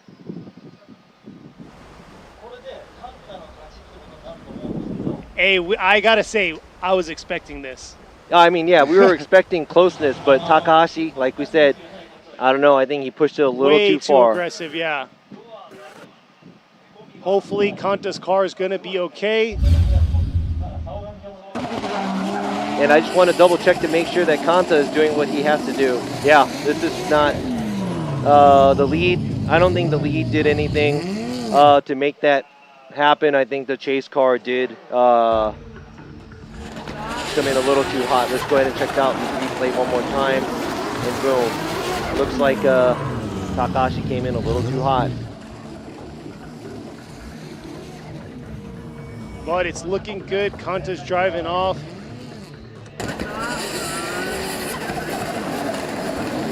So we'll see. Yeah, looks like everything may be driving straight. So, I wonder if Minoa is going to go to Kanta and give him a high five. I'm going to be like, yes, thank you. Yeah. Because they're, what, 7 points away? As of now, after the qualifying? 8 points away. That's before the qualify points that they're going to receive. So Minoa was up 8 points before qualifying. So add the qualify points with Minoa getting second and then Takahashi getting third. It's going to be fairly still kind of close. Wow. And you know what? Look at this. A lot of people think, oh, it's written, it's scripted. How can we do this? Like, here we are, the official right here. Kanta is going to get the win. He's going to fill that last spot for the Final Four. Congratulations to Kanta. Kanta moves on and makes it to the Final Four. Who is going to be on top of the podium? Tough luck for Takahashi. He got knocked out at grade 8, but Minoa also got knocked out at grade 8. The number 1 and number 2 points ranking in the championship is both knocked out. Now let's see who is going to get closer to taking the lead in the championship. Is it going to be Kohashi, Matsuyama, Kanta? And I think Yamashita's not even anywhere in the top 11. And you know what, I got to say right here, you have the top 6 drivers from 177 all the way to 248, the number 1. Right now, you only have 1 driver in the mix. In the Final Four, you have Masanori Kohashi. So Kohashi, he's only at 224, so he's only 24 points behind Minoa right now. And I think this is already going to boost him up. He's already podium. He's going to get third right here. But hey, I think he might take it all out here. Who knows? He's been very aggressive, hard angle, but hopefully he doesn't overshoot that outer zone 1 like some of these drivers been doing. And I think all these other drivers, Kohashi is 4th, and now he is still in the game. And like you said, you know, I think Kanta is in the mix. Matsuyama is also in the mix. The last time I saw, I think Matsuyama was somewhere around 10th. So it would be hard for him to get there, but I'm pretty sure he doesn't mind coming in to spoil the championship. Matsuyama's sitting at 10th. Kanta's sitting at 9th overall in points, and we said the top 11 right now are within 100 points from the number 1 leader. Yes, they are. So if Kanta comes out or Matsuyama come out and win this all, that's going to put him in. That's going to bump them from the 9th, 10th position all the way up to the top 3. Top 3, maybe. Oh yeah, no, maybe top 3. Yeah, but you know what? We'll keep that calculation. We're putting all these assumptions out there for y'all. But yes, if you want to follow along, you can check out. There's a bracket on the chat. Also, thank you, Joyce, out there for throwing out these questions on their predictions. We're saying not our predictions, but we're saying our thoughts on the points race right now. But I like to see the predictions by the people that are viewing in, tuning into our live stream.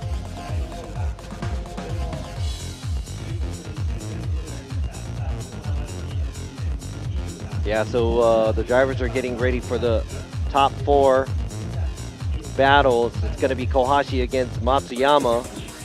And I'm pretty sure Kohashi wants to take out Matsuyama. You know, anything that gets in his way to make it to the top spot here on the podium. And, you know, also being on the podium, Kohashi's already going to be on the podium for sure. Because he was qualified first. Matsuyama qualifying 13th. Yamashita qualifying 23rd. Kanta qualifying 6th. All right, here we are. We're going to be moving on now to the Final Four. We got the 2 cars. Wow, we got so it's a Linglong tire versus Toyo tires. Yamashita. I think Yamashita's on silent tires. Yep, yeah, he's on silent tires going against Kanta, also with Linglong tires. Here we are. So So we saw the first battle of the Grade 8 was a A90 Super battle, and here we are once again. The first battle for the Final Four is going to be an A90 Super battle. Wow, we're going right into it, huh? All right. The moment we've been waiting for, guys. Making it happen, both powered by a 2J. Both very experienced drivers. Matsuyama right there in the white Cusco A90 Supra. He's a champ from last year. And Kohashi on top of the leaderboard for the last 2 years. So we're going to see how he's going to do. Right now sitting in 4th overall in points, and this is going to make a huge jump for him moving on. All right, here they are lining up now.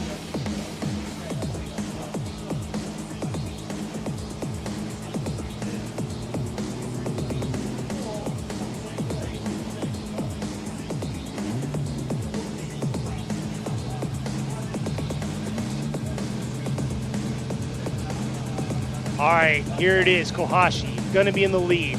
Number 1 in qualified, 94, got an 81 on his first qualified run, 94 out of nowhere, getting a 94, getting it, securing that top spot, going against Hokuto Matsuyama in the A90 Supra by Cusco Racing. Here's the points ranking right there, all the way to the 11th.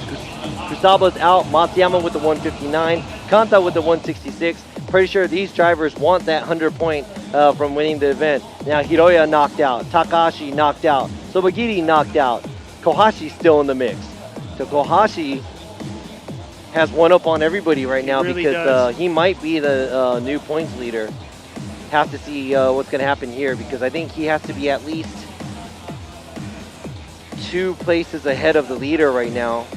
I'm just making a guess. So he might have to make it to the finals. But it's going to be interesting because he mentioned he wants to beat his teammate Kanta, and he did yesterday during qualify. So now here they are. They might be battling it out in the finals. Yeah, that'll be crazy to see Kohashi going against Kanta. Yeah, but before he does that, he's going to have to beat this other A90 that is going to be chasing him down right now. It's Matsuyama, last year's champion.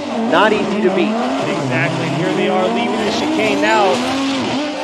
Kohashi in the lead. Look at that. Matsuyama not giving him any room to breathe early on, coming around outer zone 1. Nice job filling that. Matsuyama, huge correction. Not sure what happened right there. Bringing it back around. You have Kohashi filling that outer zone 3, and it looks like a drive chain issue with Matsuyama. His axle broke. Axle broke. Or, man, that is a tough break right there. Literally. So I'm guessing that's going to be a competition timeout that Matsuyama's going to call it. Everything looked great up until the initiation there.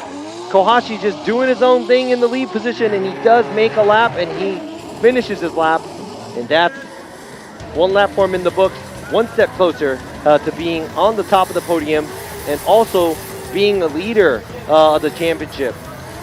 That's crazy because if Kohashi takes it all, last year Matsuyama with the Good Ride Motorsports, he got first in qualify and won overall here.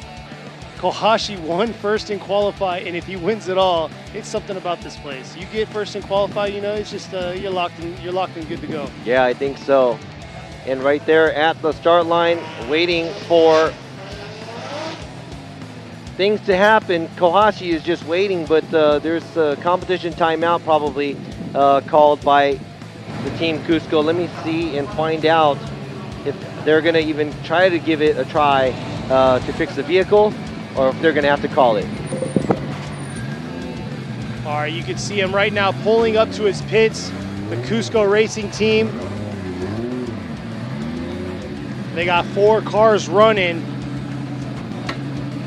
And right now, this is their last car to make it all the way here to the Final Four.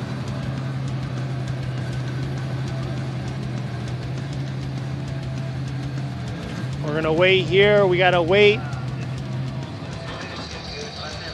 Yoshi right there to the left, he's got the time. He's gonna start it once they put hands on the vehicle. They got everything ready, got all the tools. Looks like they are gonna try to fix this. There you go, starting it now.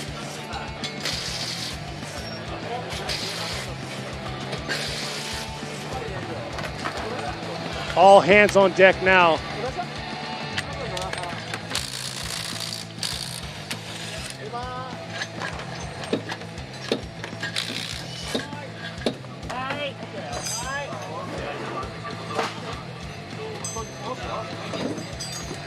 All right, there you are. They're taking a look at the rear right axle. All right, so I know this vehicle probably has a quick change in it. So now it's really up to how fast they can get this axle out. Yeah, you can see us on the camera. We're checking out the view right here.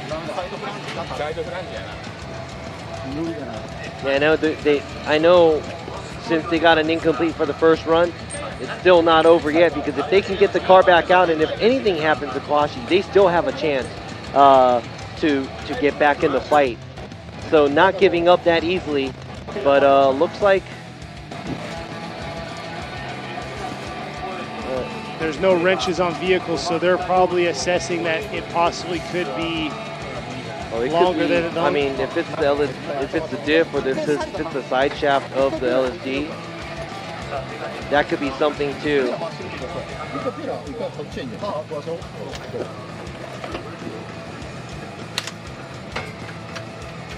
Here they are. They're getting it squared away to take the axle out, it looks like.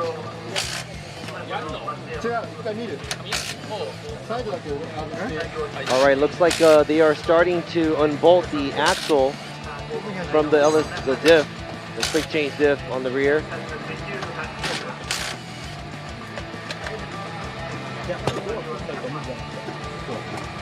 It looks like it popped out pretty easily.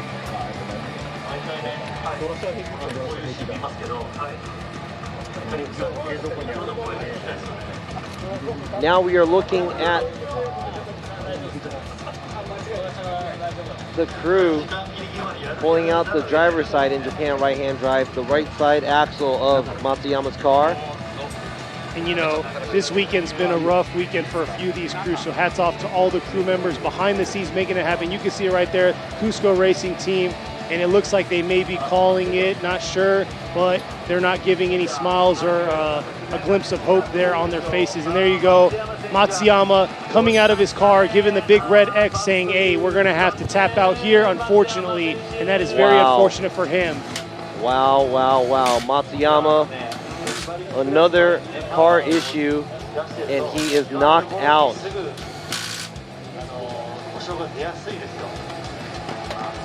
Just missing out right there, paving the way for Masanori Kohashi. Unfortunately, like we were saying, looks like the axle possibly snapped.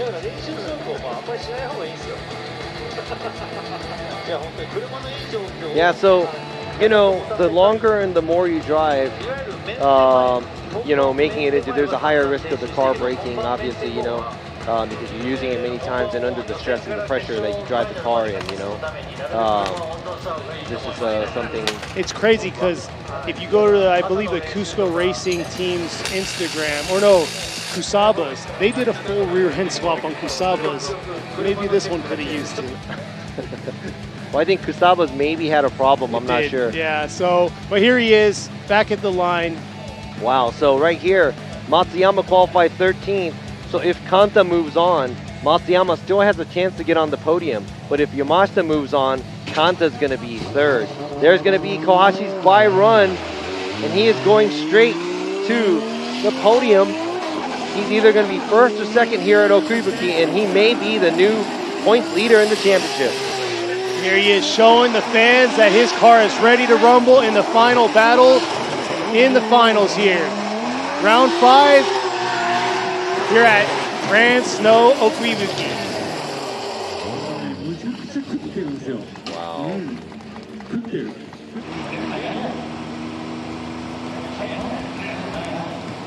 So there you go. Kohashi just did and completed his bye run.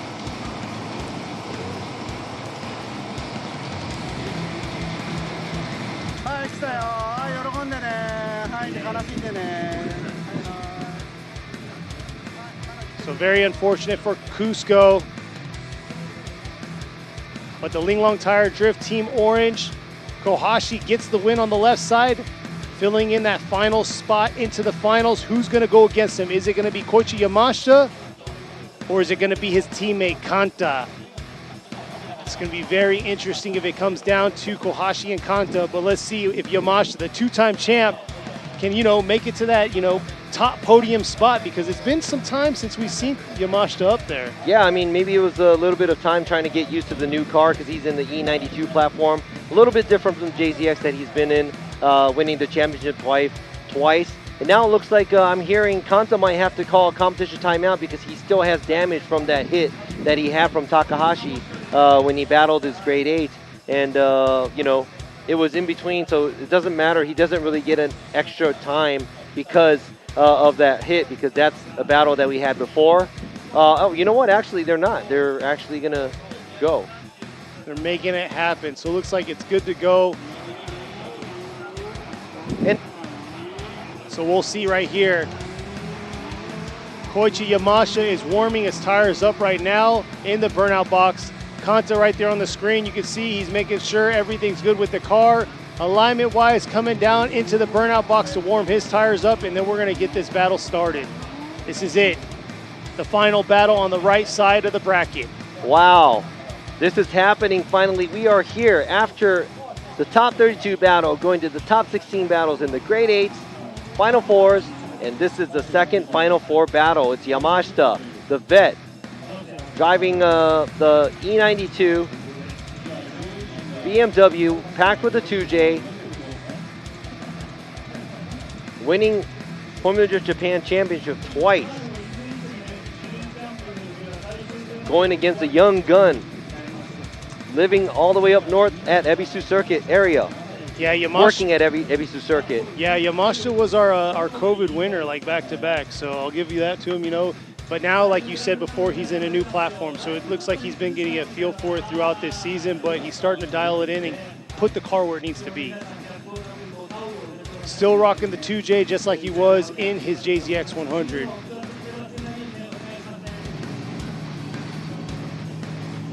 All right, now we're about to kick this second final 4 battle off. Is it going to be Kanta or is it going to be Yamashita moving on? All right, here we are. Kanta in the lead. Yamashita in the chase. Leaving the chicane now, ready to go. Kanta right there. Yamashita not giving him any room. Falling straight behind him, bringing into this outer zone 1. Nice job by Kanta. Yamashita trying to close that proximity on him. Here's the dive in right here through that outer zone 3, leaving a little bit of a gap right there, bringing it back into this outer zone 4 here. Wow, Kanta right on the line at the outside zone 3. I was about to say he's going 1 tire off, but it looked like all that smoke coming off of that rear tire, that's not just tire smoke. That was that chalk that was on the outside line at outside zone 3. Now right there, running a super wide line at outside zone 1 and 2. Yamashita applying the pressure, but here, I love the way Kanta fills outside zone 3 from the beginning all the way to the end. His line score on that run will probably be a perfect score. And right here, Yamashita applying the pressure from the get-go. A little bit of space created, but from here, he tries to attack. Misses the outside zone 2 a little bit and gets into the outside zone 3 a little later, but a little bit less angle, keeping the pressure, sticking it to Kanta's door. We're going to see this time around, Yamashita is going to be in the lead while Kanta is in the chase. And we saw, just like we saw the last battle he had, man, he was door to door with Takahashi, which is the teammate of Yamashita. So hopefully we can see another copy-paste of him door to door in outer zone 3 like he did with Takahashi. Here he is, Yamashita, this time in the lead. Kanta. Both 2J powered, look at that. Kanta trying to make up for it right here. Coming around in this outer zone 1. Shorter line by Kanta, bringing it back around to outer zone 2. Swinging it back to this outer zone 3 here. And right here, we need to see that close door-to-door contact right there. But unfortunately, Yamashita making it through.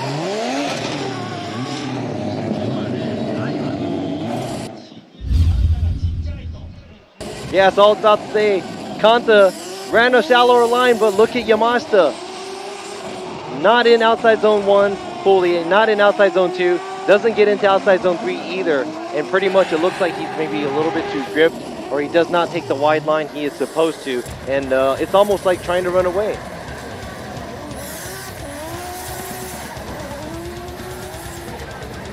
Yeah, that's the biggest thing right there is he wasn't given that solid lead run for Kanta to chase. Kanta taking a shallower line, but at the same time, Yamashita being shallower from the start. Yeah, and like we always say, it's very important to run an outside line on in the lead position. All right, Imamura is going to be going left. Nishida is going to be going left. Last but not least, Adriana right there. Kanta gets the win, moving on to the finals. Congratulations to Kanta, the young driver. Almost back. We thought, Yamashita was going to get back on the podium, but maybe next time, he is one place short because now, because of the qualify, he is 4th place. And Matsuyama, congratulations to him, he is going to be 3rd on the podium. So now we're going to see all Linglong Tire Team Orange battle for the finals.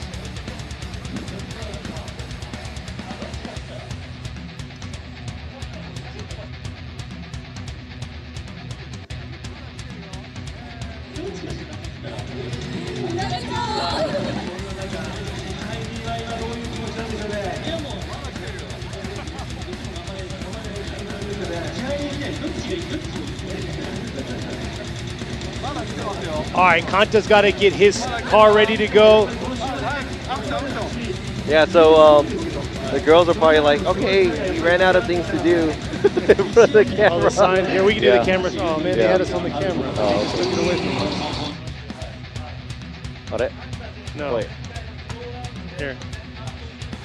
There you go, right there. Boom. Maybe they'll let us back on the camera. Right there, that's the pits. So that is going to be where next weekend FDJ2, FDJ3 is going to be hosting a track right there, same location. So make sure you join us next weekend on the live stream. It'll be a Japanese and English, one live stream channel. So you're probably going to hear half of me and majority of Robbie. So tune into that if you want to learn a little bit of Japanese from Robbie. Yeah, so what words would you like to hear in Japanese? And then right there on the top right, that's the lodge we were crashing out at. Beautiful area out here, amazing spot.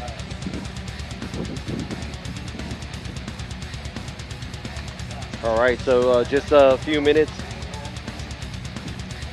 All right, just a few minutes here. Getting ready for the drivers to get ready for the finals here.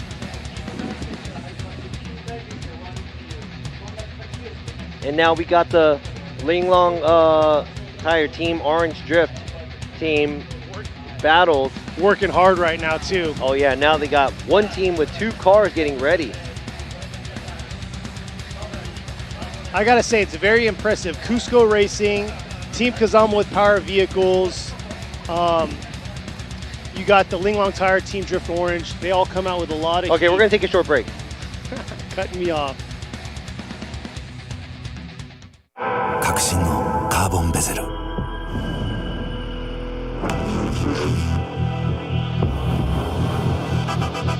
Bluetooth 搭載 G-SHOCK カシオ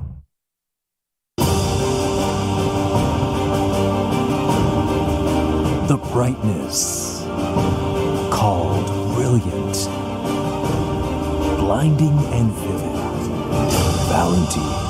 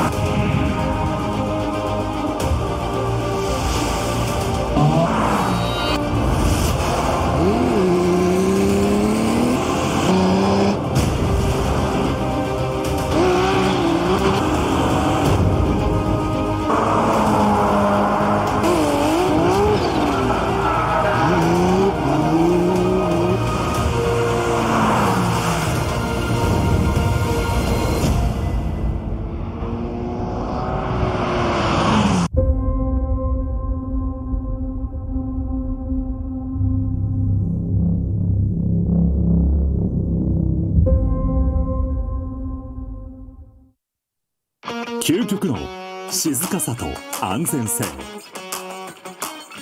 オンロード、オフロード、世界中で活躍するケンダ。その信頼を支える静音性、安定性と対摩耗性。世界が認めた技術と信頼を街乗りである。高品質と納得の価格、タイヤのポテンシャルをあなたに。ケンダ。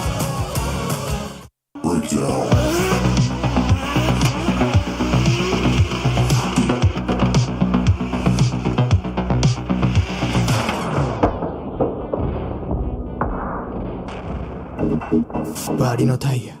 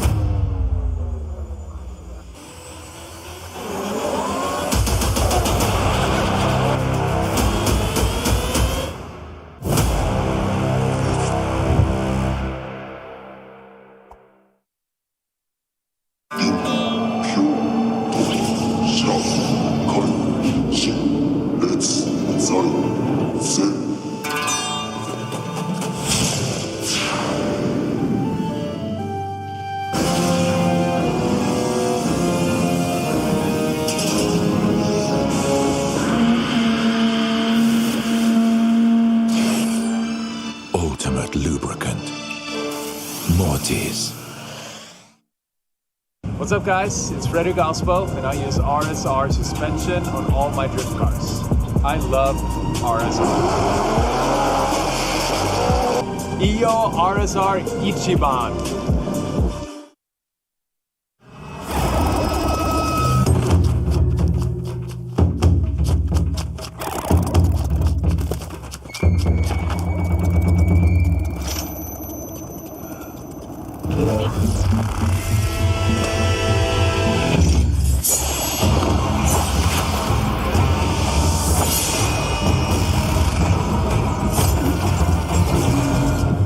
Made in Japan. Breed. 7 at a brand new bend again, all the way through, just throws up. On the early transitions.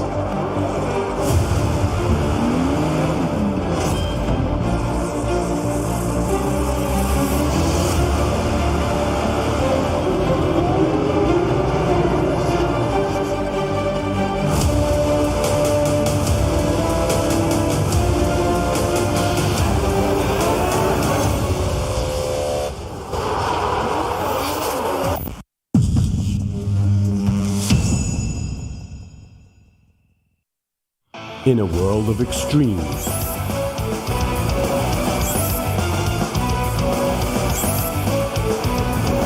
this is where they're refined, the real deal. Cusco.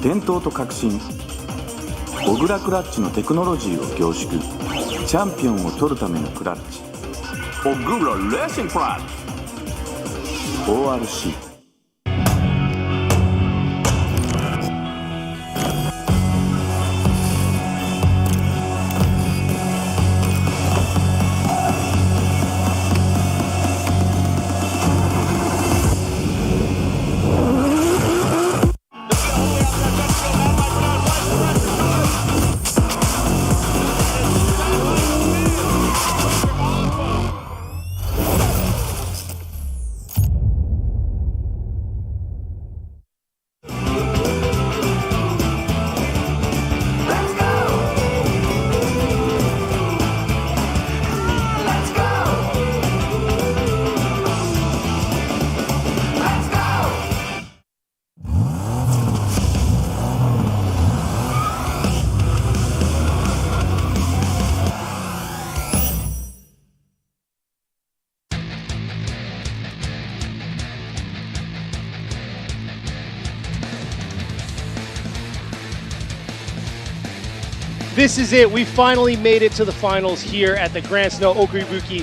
here in the Shiga Prefecture. It's round 5. It's it right here, the finals. And look at this. The sun decided to join us. Man, we have 6 rounds. This is the second to last one, and we're at the last battle. of the weekend. So coming down, it's going to be the teammates Kohashi versus Kanta from the Linglong Tire team, orange drift team there. And this is going to be an interesting one because these two have been driving for so long, and Kanta, his mentor was Kohashi, and Kanta always wants to beat Kohashi, and Kohashi, he's like, too young, too early for you, young boy, or they got the whole senpai kohai stuff in Japan. I know Kanta wants to win, Kohashi wants to win, and also Kohashi probably wants to win because he will be probably leading the championship getting into Okayama. So this is a very exciting match to see. Exactly, and also Kohashi's on a victory for the qualify yesterday. He took first overall, got a 94, and he even said in his speech during the whole thing, he said, hey, I just wanted to make sure that I beat Kanta because he always gets me every single time. But now here it is. They're battling it out against each other in tandem battles. Yes, it was a very wild weekend, and we are down to this final battle, and we will find out who the winner is in the next moment. They're already driving, they're already burning in the burnout box, warming up their tires. And then right before that, you got to see the crowd out here checking it out. The sun came out to give us this one last shine in this last battle, but also out there, y'all in the chat, appreciate you guys chiming in on there and giving the shine to Joyce out there, keeping us alive out there and awake with the polls. And sticking with us this whole time, listening to myself and Robbie. Yeah, and before we get into that too, shout out to the Formula Drift USA fam. We will be back in the FDUS in a few weeks. We'll give you back Sean in a little bit after this weekend. We don't need him anymore.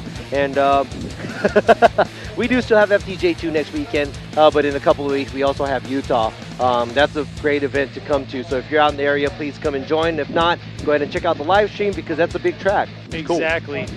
So here we are, lined up, ready to go. Linglong Tire Drift, Team Orange battle right here. A90 Supra, JZX100, both 2Js, both teammates, and both have a lot of tandem time together. So this is going to be very interesting because Kanta's aggressive, Kohashi's aggressive, and they both know each other's driving.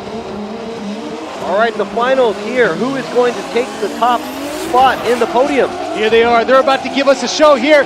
Kohashi coming in real hot in outer zone 1. Looks like Kanta's holding back just a little bit, coming in around into this outer zone 2 here. Here it is. This is where Kanta dials it in and closes that proximity. Looks like he's struggling just a little bit right there, coming back around into the outer zone 4 to the finish. Kohashi, a great lead. Just too many tires at outside zone 3, and he does have to fix his angle coming off of outside zone 3, going outside zone 4, and that didn't look super clean. But Kanta cannot apply the pressure that we've seen him do to the other drivers from the beginning, and he does look like he falls back a little bit. Right there, Kanta missing outside zone 1 in the chase position a good amount. Does a little bit of outside zone 2, and this is where Kanta starts to get better in the line in the chase position, but a little too late because they are already crossing the finish line. See how shallower the line Kanta runs and the angle he is, and the proximity not too close as the battles we saw him previously that he did with Takahashi. Exactly. Hopefully he's not laying it down lightly because Kohashi's in that points race sitting 4th overall, but right now he's the last one to make it here. Team orders? You said the whole senpai kohai thing. Yeah, I doubt that they have that not. because they, these guys, once they put their helmets on, they're throwing down. Not friends anymore. And here we are right here, Kanta throwing down, coming around Kohashi right behind him, bringing it back around into the outer zone 1. Oh, look at that close proximity, holding it through into this outer zone 2. Nice job right there. Kohashi keeping that close proximity, but look at that phenomenal job riding that back line on outer zone 3 there.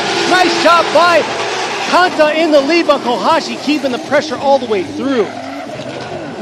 Wow, the risk Kohashi took, is that going to pay off? Because he did dip a lot of tires at outside zone 1. He almost went off, but he did keep the proximity tight. Now Kanta right on the line at the outside zone 1. Kohashi kind of all over the place in the chase, and right here he tries to get back into formation, and right here he is way away from the outside zone 4 because he was almost side by side trying to run through the outside zone 4. Let's go ahead and check out this FPV drone shot. Kohashi dipping 2 tires, and a little wobbly and a little bit of very sloppy. Shallow right there in outer zone 3, unfortunately, and in Yeah, outer he zone shallowed 4. up a lot. Ooh, this is not a clean run by the chase vehicle. It was exciting, but he compensated the excitement for the line. Look at that. You can see shallow in 2, shallow in 3, and shallow in 4. And look at that little waiver there through the entry into that outer zone 4. So not the best we've seen Kohashi do in that chase. Very aggressive, though, from the start. Maybe too aggressive because he dipped the 2 tires. And here they are coming back around the side-by-side view right here. Lead to lead, chase to chase. Both Ling Long Tire Drift Team Orange cars coming around. JZX 100 with Kanta, A90 Super with Kohashi.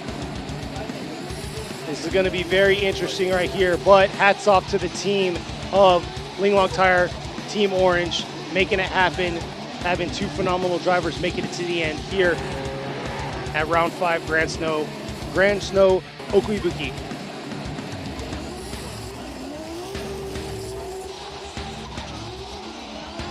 All right, checking out one more replay of it right here.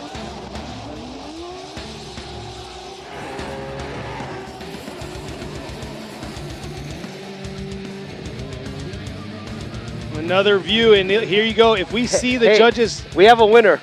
Oh, we have a winner. There you go. It's not unanimous, though. Oh, this is going to be very interesting right here. If you... Like Robbie said, we do have a winner. They're waving them off. We're going to line them up in front of us, and we're going to announce who's going to be the winner.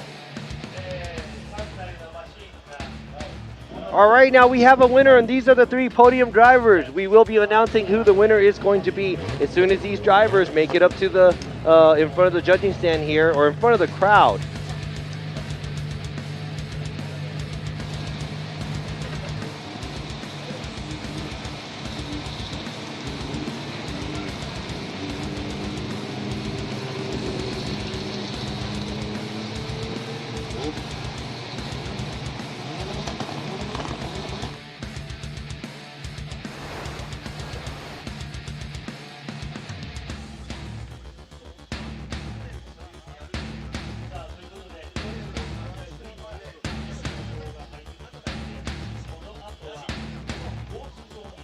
They are pulling back into their pits.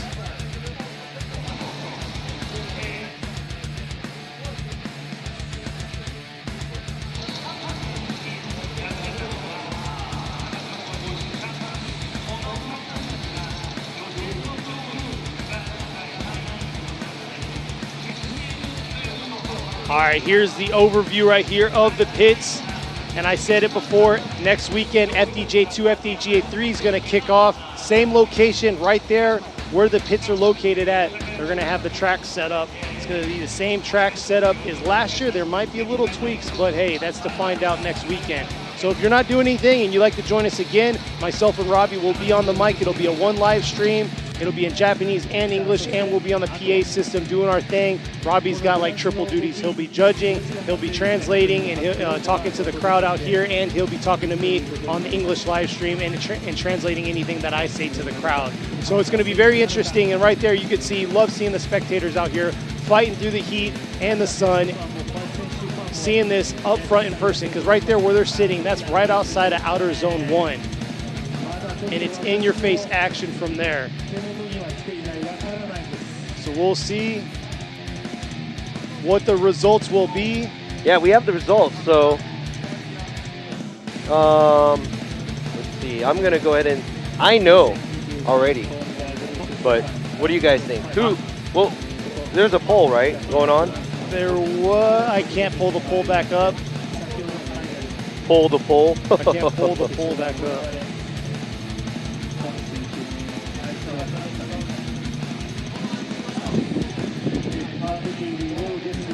But yeah, now we're waiting for the rest of these cars to pull up. But hey,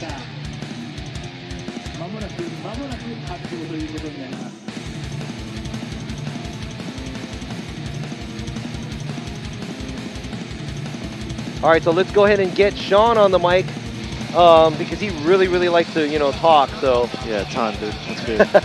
All right, Sean. So how was today, and how do you think about this venue? You've never been to Okuibuki before. You've seen it on live stream and so forth, but how is it to be here? It's dope. The whole venue's sick. You know, it's like a ski resort. And there's a lot of cool sights around. I mean, I don't know if we talked about it yesterday. We went out like exploring the rivers and whatnot. But as far as the comp is pretty good. There's a lot of good battles. Yeah, as soon as I saw Kanta and Kohashi in the finals, I knew it was going to be pretty wild. So, yeah. Who won? I don't know. I guess you just have to wait and see. Yeah, I thought I was going to trick him. I thought I was going to trick him. Kenny won. Kenny won. Yeah, that's right. Kenny did win. I know 32, it seemed like a long, 32, and then the battles, it always feels like in FD Japan, the guys don't turn it up right away. They kind of slowly get into it.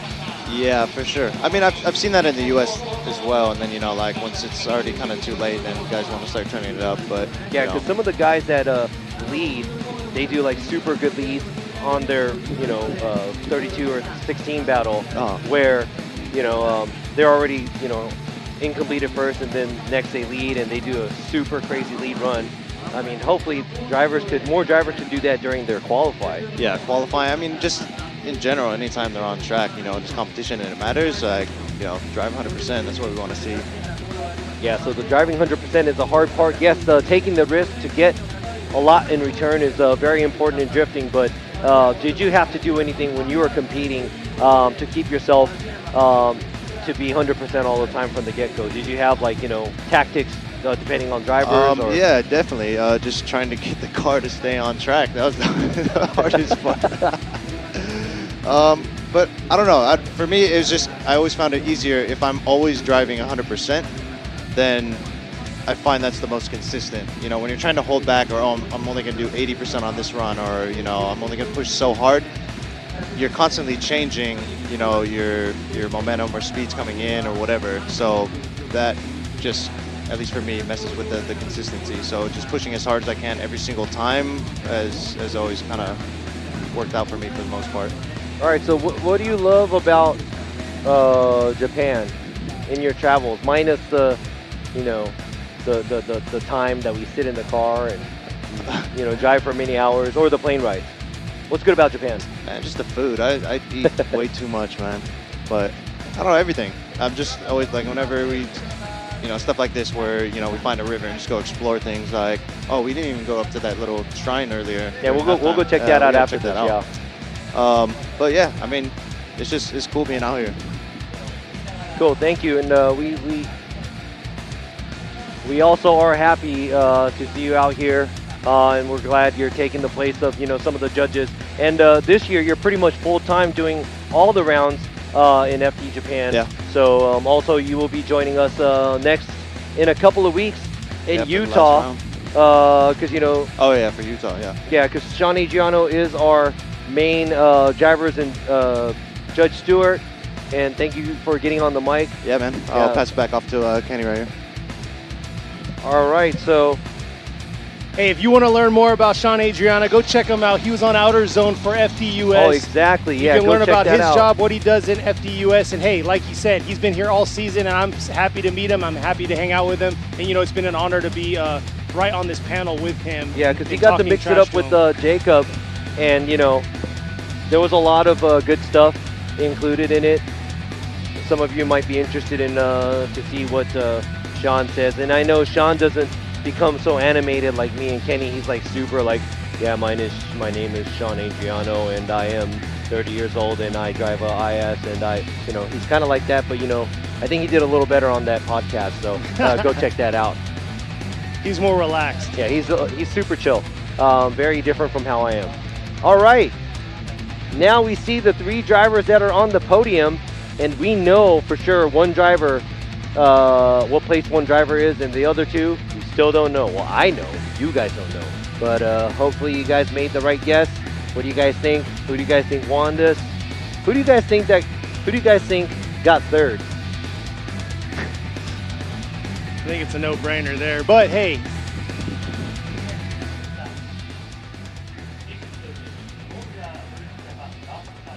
All right, so 2023, round 5 of Formula Drift Japan here at Okuibuki.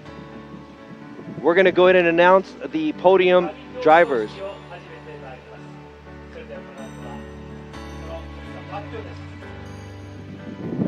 All All right, so we're going to start off with the third place driver in the team. All right, it's been a tough battle today, but here he is, placing third. He was the champ from last year, making it happen. Unfortunately, he had some issues toward the end, but here he is in the Cusco Racing A90 Supra number 774, Hokuto Matsuyama.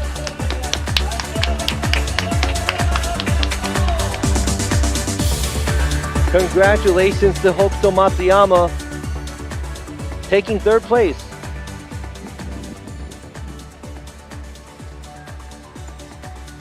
All right, so going to the winner here at the 2023 Formula Drift Japan Round 5, Gransnow Okuibuki. The winner drives the Linglong Tire Drift Team Orange vehicle.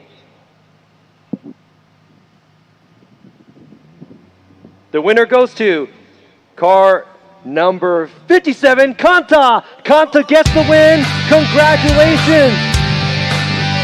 That is it. Kanta gets the win, beat Kohashi, and I think the major win is because Kohashi made the mistake. Congratulations to Kanta, but right there, running up right behind him, his teammate, making it happen in the A90 Supra, number 4, Masanori Kohashi, getting second right there. Wow, a lot of emotions running down his cheek. Kohashi gets beat, and Kanta beats his mentor here on a one-on-one battle at the finals at Okuibuki. And that is a lot of emotion coming out of this young driver. And man, Kohashi, he just blocked, Kanta blocked Kohashi's perfect round. Qualifying first and got second. ありがとうございます。いや、Thank you very much. 今までドリフト始めてずっと教わってきた正則さんに今まで一度も勝てなかった正則さんにやっと勝つことができました。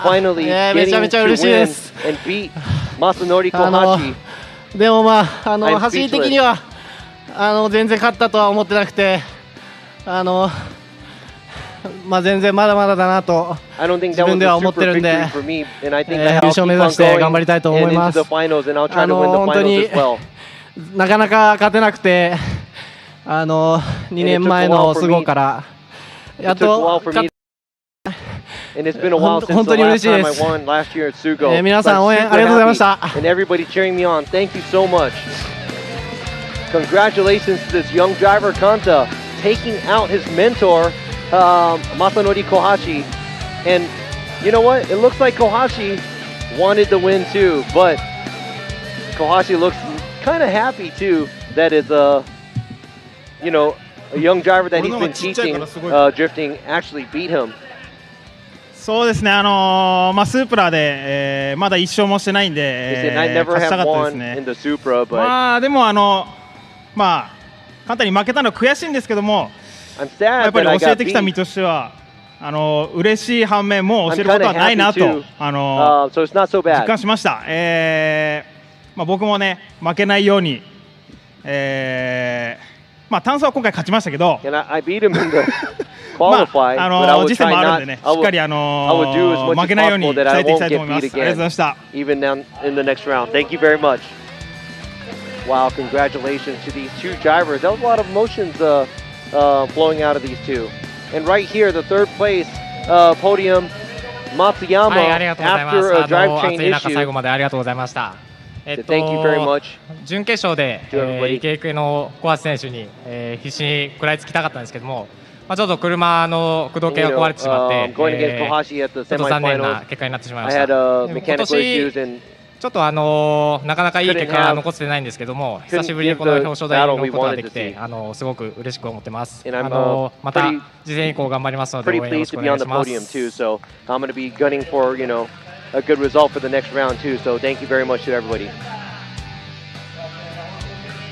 So that was Hokuto Matsuyama getting third.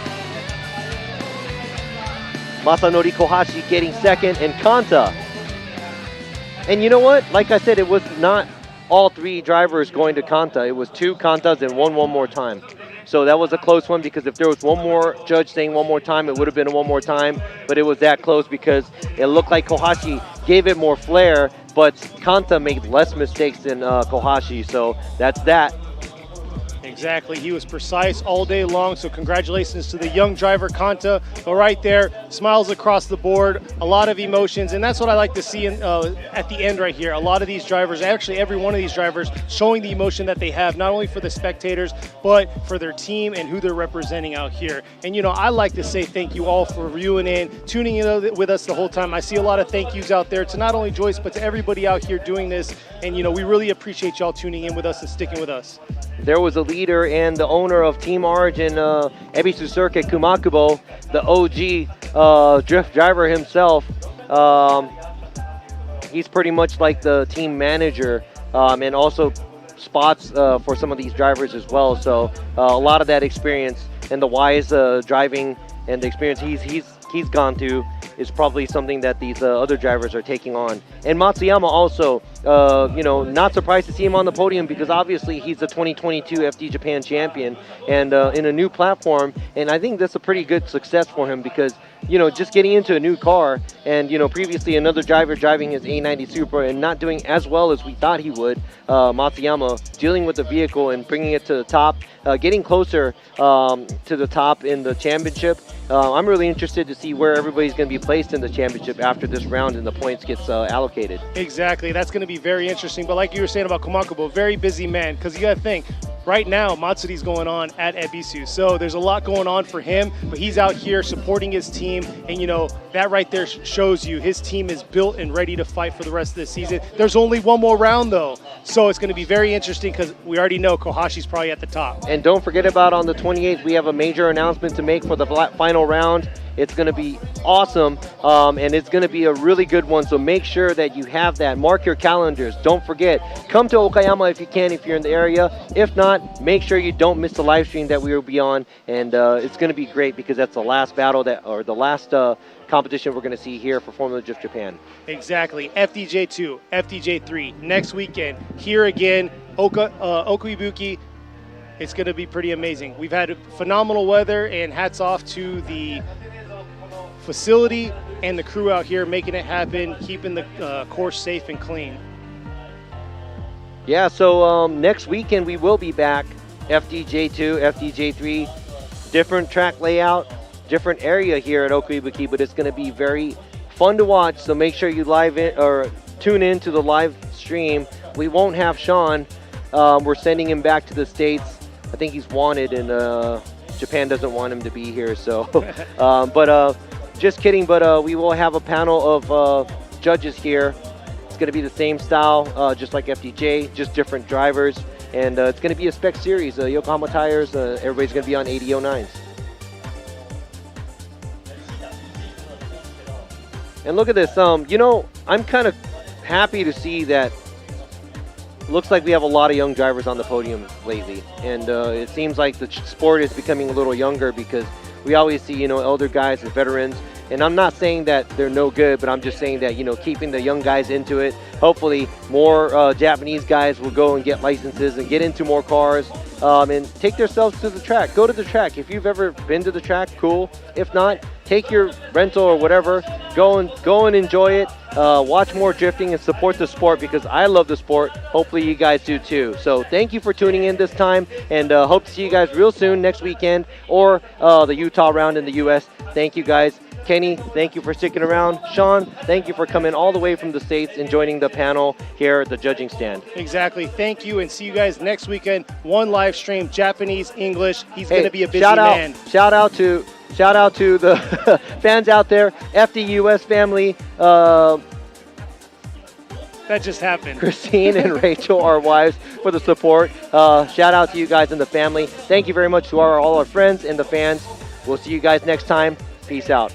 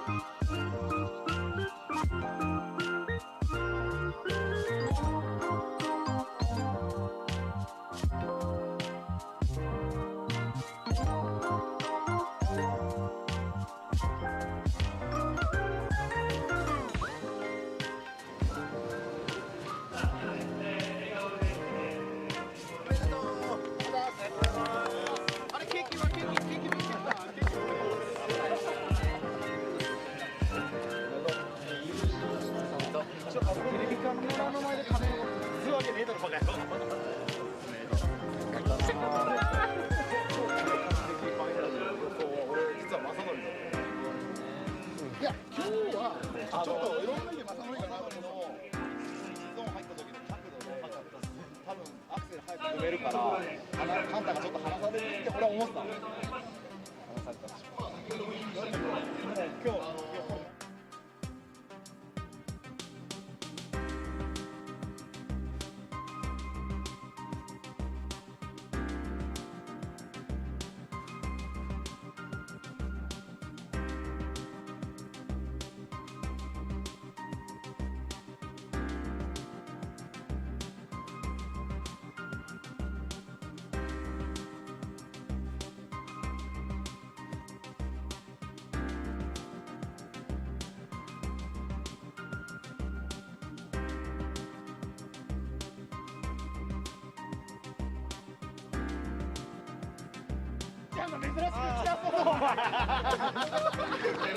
でかした。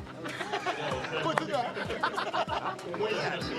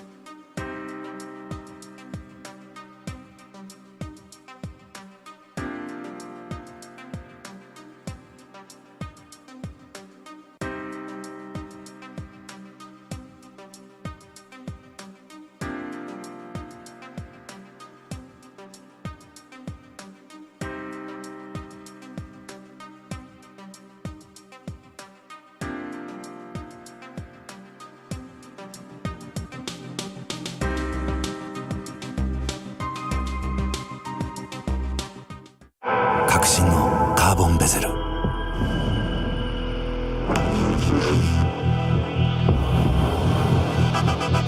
Bluetooth 搭載 G-SHOCK カシオ。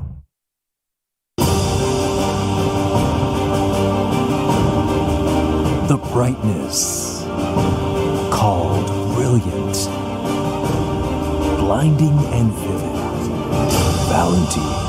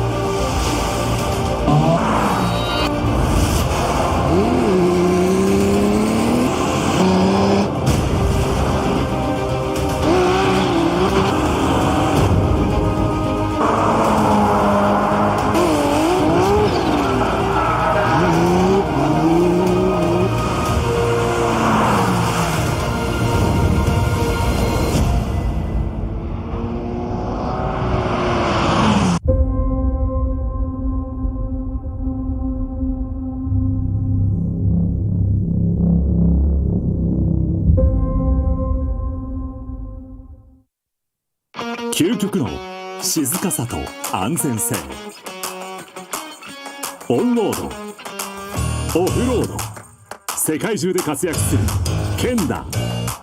その信頼を支える静音性、安定性と対摩耗性。世界が認めた技術と信頼を街乗りである。高品質と納得の価格、タイヤのポテンシャルをあなたに。ケンダ。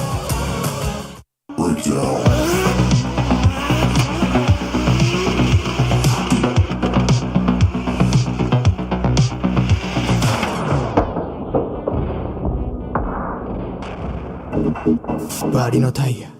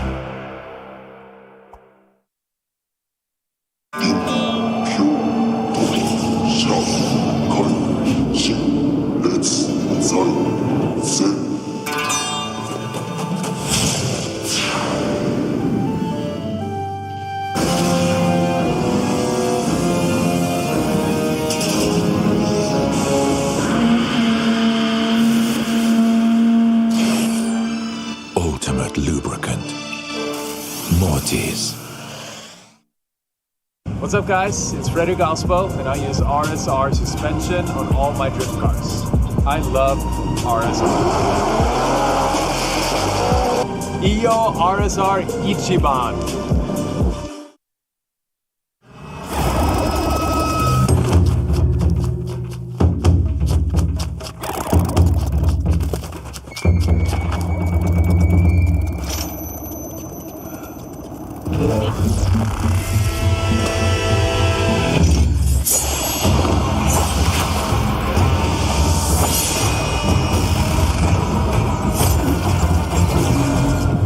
Made in Japan.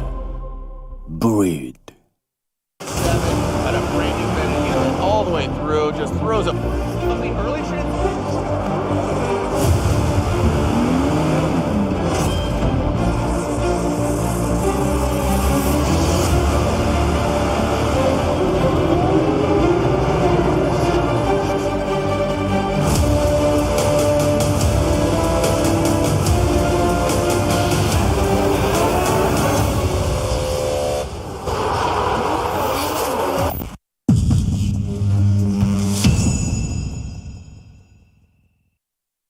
In a world of extremes,